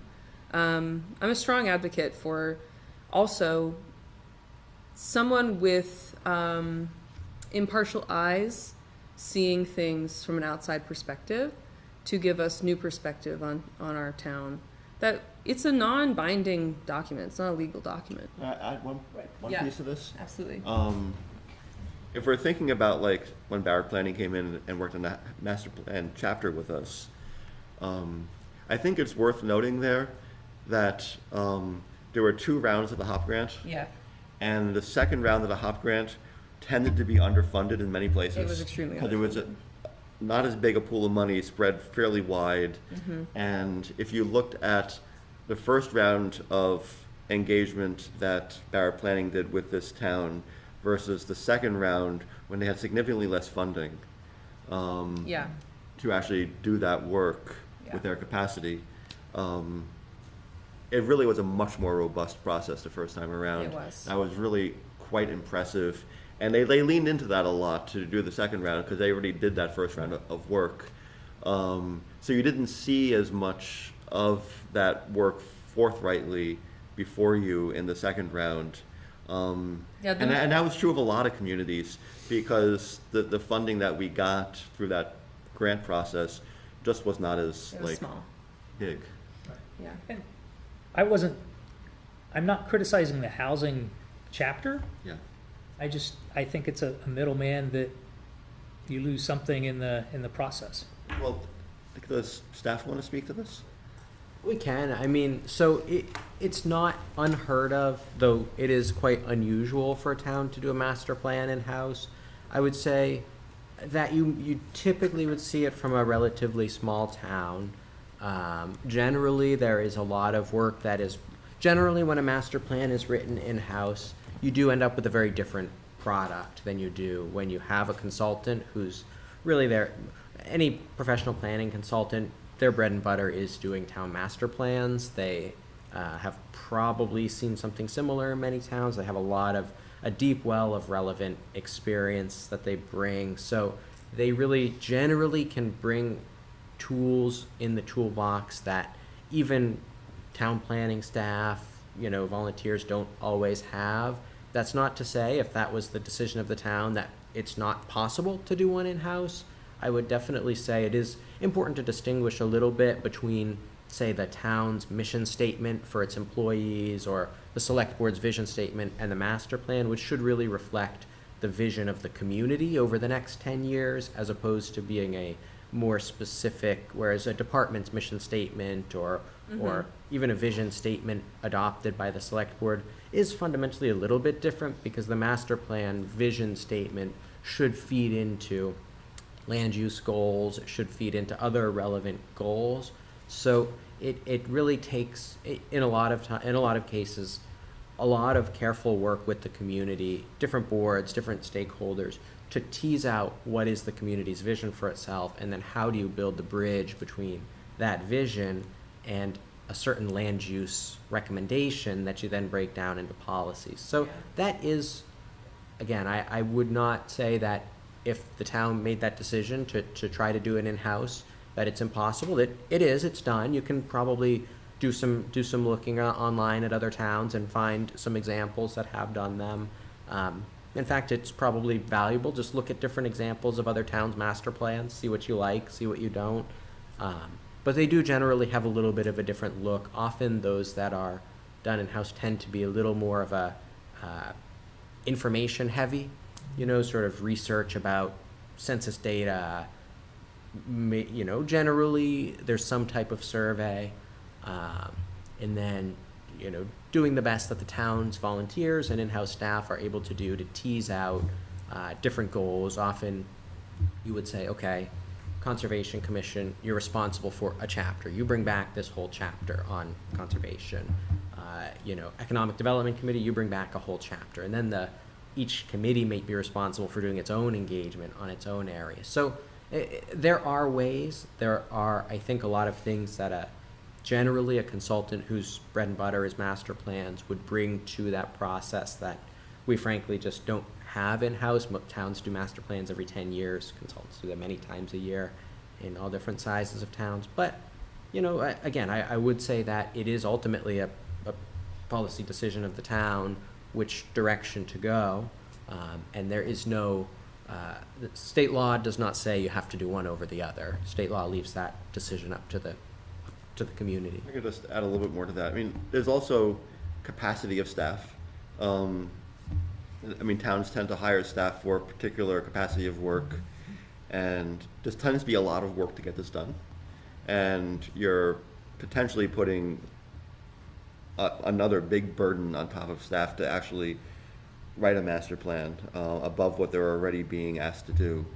And really, you want to get a good product, and I think you could ask many people on this board probably how many times we've referred back to the master plan and having a good, clearly stated set of objectives and goals for what we want to do in the next 10 years and 20 years. How many times we've looked back at this when writing our zoning amendments and talking about our zoning amendments with the community and saying, like, we're not just like pulling the stuff out of our butts here, we're actually like, this is coming out of this master plan document. A lot of engagement went into this, a lot of work went into it. And if that's a document that we can refer back to that really is well done and trustable and trustworthy, and that the process looks trustworthy, when we come to the community and say, we want to do this, and we can look at that document that's really well done with, yes, by paying someone to do it with added capacity, I think you get 10 years of really good stuff out of that. And most of the zoning amendments that we've written on this board in the last bunch of years are all supported by the master plan, and well supported by the master plan. And it really makes our zoning responsive to our town and makes our town and community have trust in that process. I think that the one of the most valuable products that you get, I guess you could call it product, I don't think that's actually what it is, but that you get out of paying an outside consultant is that engagement, which is very hard for a volunteer board to do, generally speaking. And I value that extremely strongly, and know that we would not be able to do as good a job as I would want to do without outside help. I will say that the towns I've seen try to do it on their own often end up just doing an online survey. And that is statutorily fine to do that. Mm-hmm. Or they find some other agency that can help them with like one engagement session or something. But most of the towns who do it on their own are not able to do good, thorough, like face-to-face engagement and events and stuff like that, which I think leads to much more nuanced conversations. That's my sense, just looking at what communities do. Plymouth is a very complex town.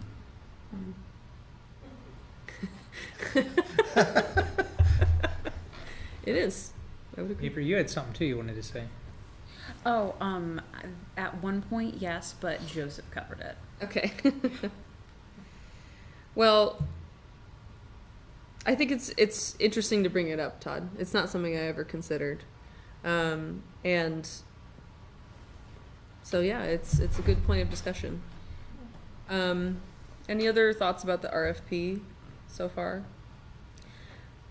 do we want to make a sorry, Tom. No, I was just gonna say, I mean, I like I like it, I appreciate the work to have been put in, but also to Todd's point, you know, we still have the option of being able to look at the different proposals that come through and determine, there might be some that have more town involvement and Yeah, oh yeah, well, so, as well as we don't have to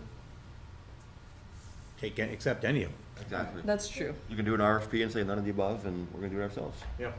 That's true. But so I think it's an option that we always have. Yeah, good point. So do we need to make a final decision about posting this RFP? What would be It the, needs some further tweaking, Yeah. but I think that's something that can be done by staff, or if the four of us or whatever, one of us take some final looks at it, it's like those of us who wrote it in the first place with staff or something. Or, The only other note, if the board does make a decision to go forward this evening, I think just, if everyone doesn't mind taking a look at the proposed schedule and see if that's Oh, a good yeah. schedule, or if the board has a different schedule that folks would prefer, because that's another one that can require some careful at the thought. address below, no later than date? can I make one point about the schedule? Page 5. So one point about the schedule that I think is important is how this fits into the town budget process. And some of this falls after some of the early deadlines in the budgeting process. But if we start to see RFPs come in that are over, above, whatever, that are different from our expectations of how much we want to spend on this process, there's still a little bit of wiggle room in the late part of the budgeting process to make some last minute changes if we follow this timeline. And I don't know, Zach, if you want to speak to that. I would agree, yeah, I don't think you can go much slower than this. Mhm. We start to get into December, Yeah.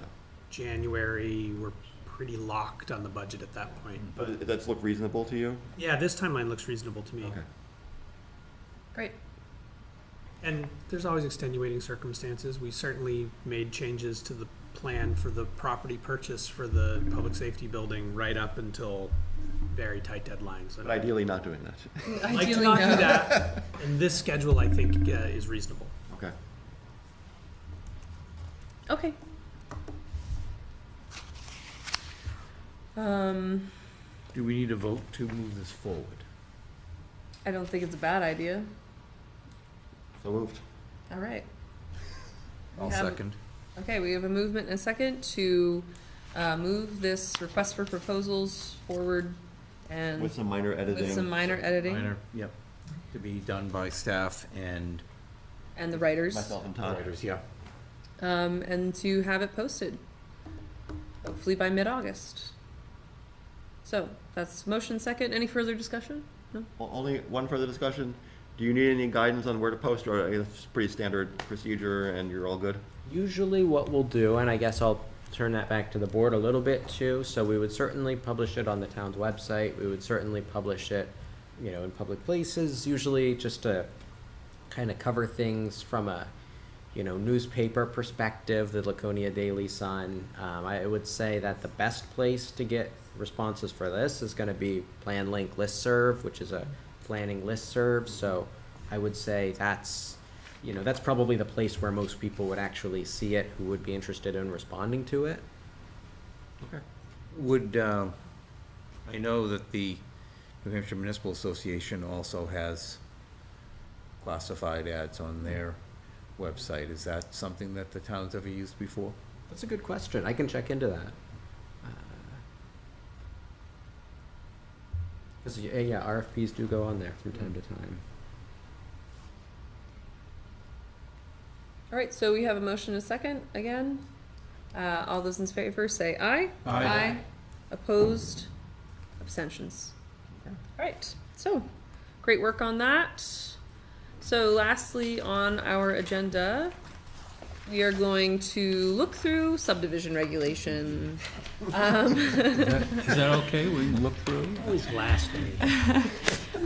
I think that I feel confident that we, so we are, sorry? No, as it's We're staying till midnight. So we are on Article 6, submission requirements, Section B, final plat. And staff has provided us with many examples of checklists from other municipalities. In terms of our process right now, I personally want to first walk through the pieces of the final plat section to discuss what we think qualify as boundary line adjustment versus minor subdivision versus major subdivision. So in the staff notes section on the right, staff has really kind of highlighted those which really maybe are only warranted for major and minor subdivisions. So I went through and started marking, basically if it's going to be required for a boundary line adjustment, it's probably going to be required for all of the other most likely applications. So scale of 100 feet to an inch, that's going to be required for all. Number 2 as well. I'm just going to go through them, and I'm not going to read them all unless someone really wants me to, so feel free to interrupt me. Number 3, I think, should be required for all applications. Number 4 and number 5 as well. So number 6, property lines of the entire parcel, rights of way of proposed existing or existing streets and easements, and lot lines with accurate dimensions, bearings, or deflection angles and radii, arc and central angles of all curves, acreage or square footage of each lot shall be shown. Lots shall be consecutively numbered. So, should property lines and other details of the entire parcel be required for a boundary line adjustment? And often we see waiver requests for this on boundary line adjustments on large lots. Do you know why this is requested? Because it is expensive. If you have a 100-acre lot and you're doing a boundary line adjustment on a small portion of it, it's quite expensive to have the full property resurveyed as opposed to just the line being adjusted. So Okay. that's really the reason a lot of people request a waiver for that with a boundary line. It's really only that part, as I understand it, that people feel that they want waived. It's the property lines of the entire parcel. The entire parcel, okay. Because as written, if you have a 100-acre lot and you're only changing a small portion of it, you still need the whole parcel surveyed and or at least depicted on the survey accurately. We do have the right to grant a waiver on it. We do. Yep. And we have done that for some, particular situations. I'm just rereading it.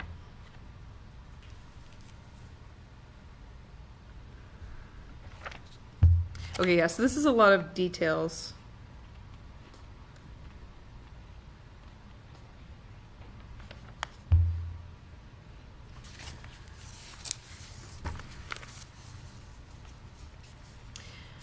Are there any details in there that we do need to have on a boundary line adjustment? I think when you're talking about those other pieces there, a lot of them are applicable for a boundary line adjustment to the line being adjusted or to the relevant portion of it. So it might be worth thinking about this as, certainly it's a policy decision to require it or not, but kind of you could say property lines of the entire parcel is sort of one category, and then all of these All the as applicable details. to either the portion to whatever is being shown on the plan. So if they're only showing a little portion of it, you could say you only have to do that. But I imagine those details, and we haven't run these by a surveyor recently, but I imagine you still want lot lines with accurate dimensions, bearings, deflection angles, radii. I mean, Yeah. you probably do want all of that On for a- the line. Yeah, It's but just not on the entire parcel. that would generally be a differentiation, and you could require it for the entire parcel, but I would say whatever the portion that you're looking at, you would probably want to have that for. Can I ask a very broad question here? Mm-hmm. About process, about looking at all this? Yeah. Going through this list, Mm-hmm. we keep getting stuck on this for like several meetings now. 'Cause it's difficult. It is. And it's very nitpicky in terms of regulations. And I think it's a little bit difficult for the board to go through this list piece by piece by piece and fully kind of grasp all the implications of what we're doing. Mm-hmm. And I'm gonna propose giving staff more work to do, because they'd love to do, they'd love to do more work. Okay. Would it be the wrong choice to have our staff come up with some kind of proposal to resolve these very complicated nitpicking questions that we can go through one by one and rack our brains about until our eyes glaze over, which it doesn't take too long.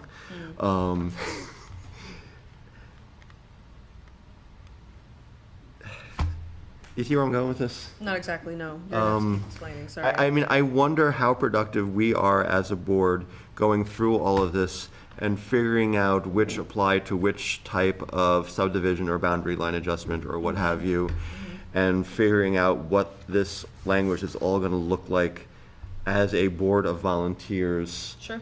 Looking at this level of detail in our subdivision regulations that kind of goes beyond like broad policy and gets into the really, nitty-gritty. really deep weeds It is, of yeah. what this looks like. And we keep getting stuck here because it's hard. I don't think we're stuck. I think it's slow moving. Um, But I'm open to alternative processes. and so I wonder if it's like too much on your side, and if we like the idea of getting a proposal from you as to what this might look like if revised, and then responding to a proposal rather than us as a board of like 7 people like pulling through every piece of this list and trying to like figure out what the right decision is. That's. Go ahead, please. Go ahead, Tom. No, it's a clarifying question. So are you suggesting that staff go through these and basically say, okay, what we're doing, say, all right, this is something that's gonna apply to everything. This is something that we recommend should apply for only these things, but not for lot line adjustments, and so that you're looking for them to make recommendations? Yeah, I mean, I think 1 or 2 staff members, rather than 7 volunteers, would probably get through it a whole lot faster. And rather than like 7 of us or 6 of us like pondering each one of these and having a discussion about each one of these, I imagine it could be a fairly streamlined process of a limited number of staff going through this. And then we can look at this and say like, yes, this doesn't make sense, no, this, yes, it makes sense, no, it doesn't make sense. Or maybe there'll be more limited comments like, hey, what do you think about this particular one, where we weren't sure. That's kind of what I'm thinking. Okay. So we can certainly do that if the board would prefer. Ultimately, it's a policy decision by the board. It's not a problem. We are happy to do that, and in the past for specific zoning amendments or things like that, we have drafted a piece of language for the board to respond to. Yep. Thus far, with the subdivision regulations, it has been at a board level going through each piece, because and I think our interpretation has been that the board wants to get really into the weeds on these things and understand what changes are being made. Ultimately, the board is the one that's going to have to feel comfortable adopting any changes. So I think we are happy to do that, but if the board would, unless the board would prefer to continue going through, it's really just a policy decision. How involved does the board as a whole want to be with each piece of this? So personally, I like the process the way it's been running until this section. And I think there's a real ability for us, even with time, and if we spend a whole meeting on this, to get really bogged down having a discussion about each one of these. Okay, so Tom, what do you? I was just gonna say, another way to do it would be to simply ask Joseph and Avery right now, looking at this list, what are some of these things that we should say, no, we don't need on lot line adjustments? Okay. Neil and Todd, how are you feeling about the process and this idea? How do you, Well, what would you like to do moving forward? most of what I see here is basically required in a plot plan. Well, would you like to continue this process of really combing through each piece of the subdivision regulations? Or maybe we could do a combination of things. We could ask staff to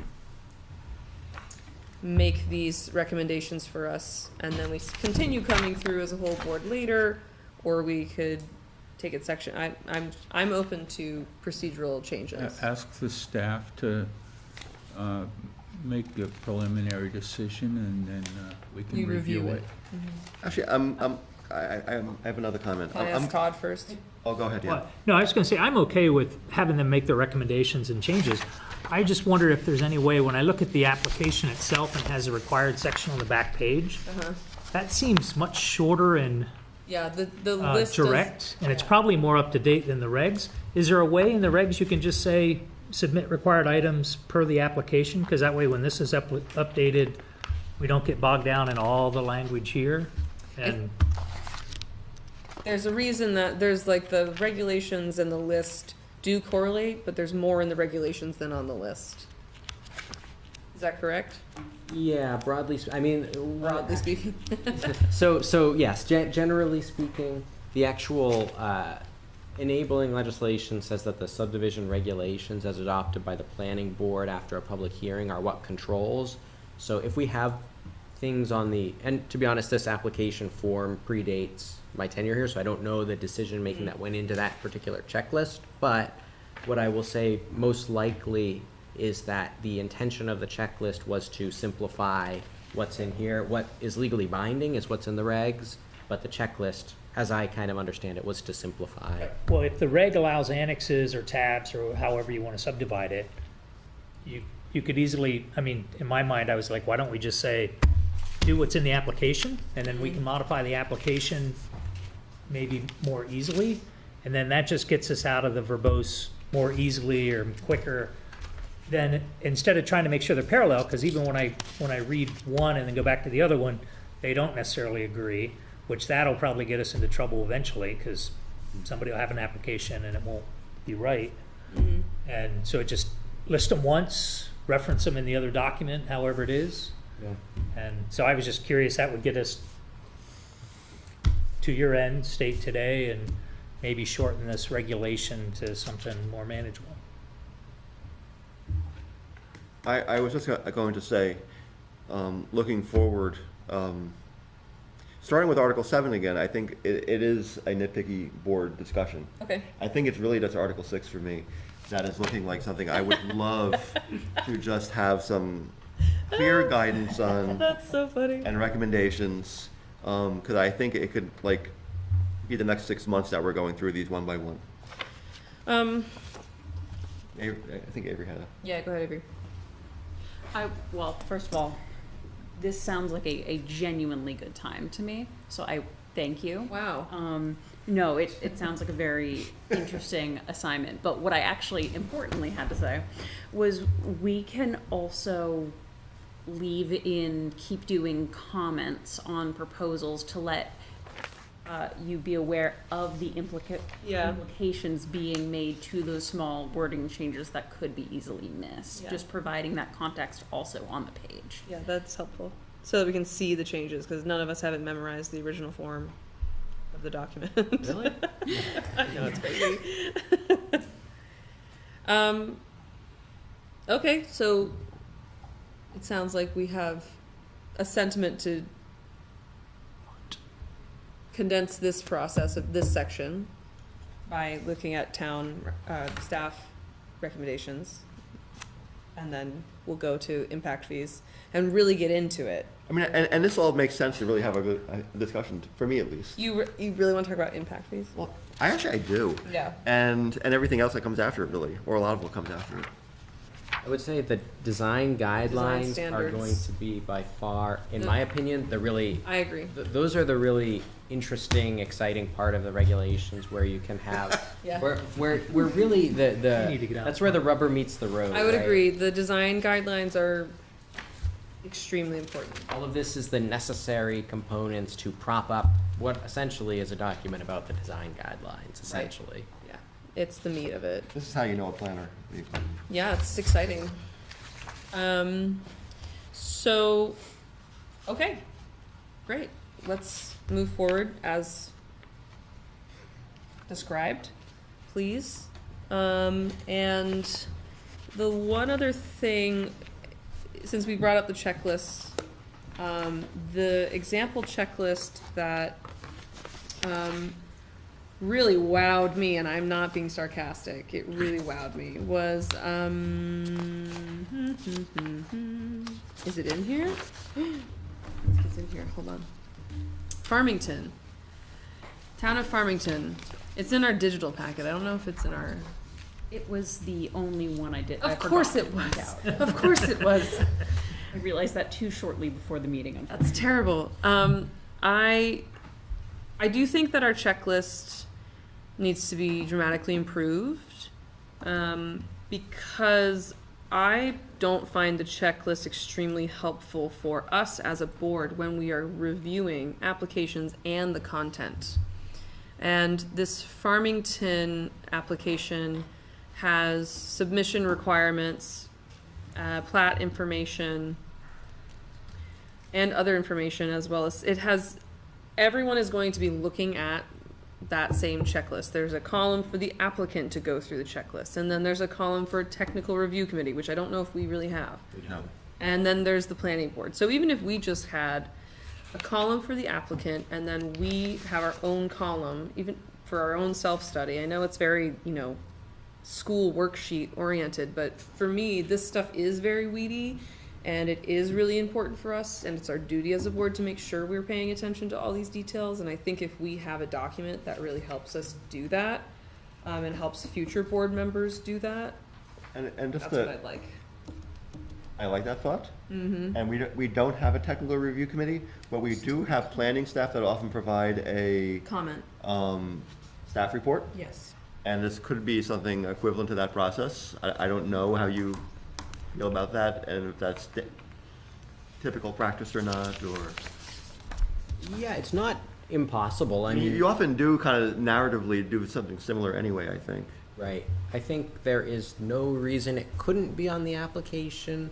It could get a little bit complicated in terms of like virgin history, where you have, different, how many, I think, in some ways applicant and then planning board comments and then staff comments are in a separate document. Yeah. It might be easier for everyone to keep track of. That's an initial thought. I think we certainly could do it on a form too, though, and I think if we had a TRC, you've got to have the TRC on there because they're actually a vital part of the review process in the towns that have them.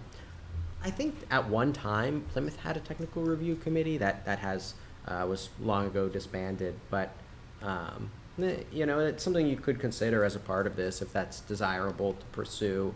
I'm not sure we really see enough volume of technically complicated applications to warrant one, but it's certainly possible under the state law to have Who one. who would make up a technical review committee? You would probably have a planning board member or two. You would probably have a few staff members from the town, and that's usually about it. It's a small group, like 5 people. I've seen different ones. I mean, I sat on a technical review committee in a prior community that was a town engineer, a town attorney, a town building official, a historic preservation official, and one member of the planning board. I mean, you can structure them a little bit differently, but generally it somewhat fills in for departmental review, but it has a more formal role in the process where those recommendations are a little bit more of a required step where you actually meet with this group and take their comments before you proceed to the planning board. Okay. Sounds like a larger town phenomenon. Checklist wise, I think either one would be fine, either direction. I guess my thought is, looking at this checklist, I'm throwing it out there, that rather than technical review committee, I would like to, I think it would be nice to say, have that be the staff input on it, because the applicant, and I've seen stuff where the applicant will say, oh yeah, I've submitted this. But they may not really meet the requirements, so I'd like to see that middle column instead of technical review committee be, staff review, so that staff can look at the application, and the applicant might say they submitted it, but they can give an opinion as to, this really doesn't meet the requirements. I will say one, oh, go ahead. I think it's iffy to ask the staff to do that. I think so as well. And I even suggested it a moment ago, potentially, but I think the danger there is, like, if you look at our staff reports, they say, the board may wish to consider if this is, like, meeting this requirement, Okay. as opposed to checking, yes, it does or does not, which is not really the staff role, as opposed to telling us to look into something more closely that we might overlook, but not actually making the decision for us. Good point. Yep. By doing it in narrative form. Yeah. Avery? I will just say that, going back to one of Joseph's comments from a bit earlier, the process of creating the staff reports, they're very incremental, they're drafted a lot, and just to keep in mind how to, the logistics of a form versus like a standardized report. Yeah. I'm personally into just 2 columns. The applicant makes sure that they have everything checked off, and then as a board, we have the staff memo, but then we also have our duty to go through things and make sure that we see it with our own eyes as well. It's a great way to do findings of fact at the end, too. You can It look is a back at really great way. So I personally don't need, I really like the staff memos as a format. I really appreciate them. I don't think that needs to change as a format, but I do think that our checklists and our process of finding completeness and making sure we know, again, I mean, we're going to talk about design standards, but I don't have them memorized. So having them clearly laid out for everybody to see, I think, is very helpful. The zoning board just started a process wherein for each application that they look at, each zoning board member has essentially a copy of the special exception criteria in front of them with a box underneath each. So as they're reviewing, each member can write down why they think it's met or not during their proceedings, so that when it comes time for findings of fact, they can say, okay, for criteria 1, the facts that I found were as follows. What does the board think? So that simple act of actually writing down something for each criteria, I think the board seemed to think it was helpful. It's very new. It just started last meeting, so I don't have an after action report on how it's gone, but I think it's something that seems like an interesting idea that they seem to appreciate. Okay. All right, so seems like the appetite is to move on and see what our fantastic staff present us next meeting. Any public comments? Agenda item number 9, public comments. No one else is here right now. You took the subdivision regulations out and we cleared the house. You know, what can you say? It's in the weeds, like you said. When we get to road standards, I bet. Oh boy. Story. Oh boy. All right. Any other items of business from anyone else? Because otherwise, we can go home.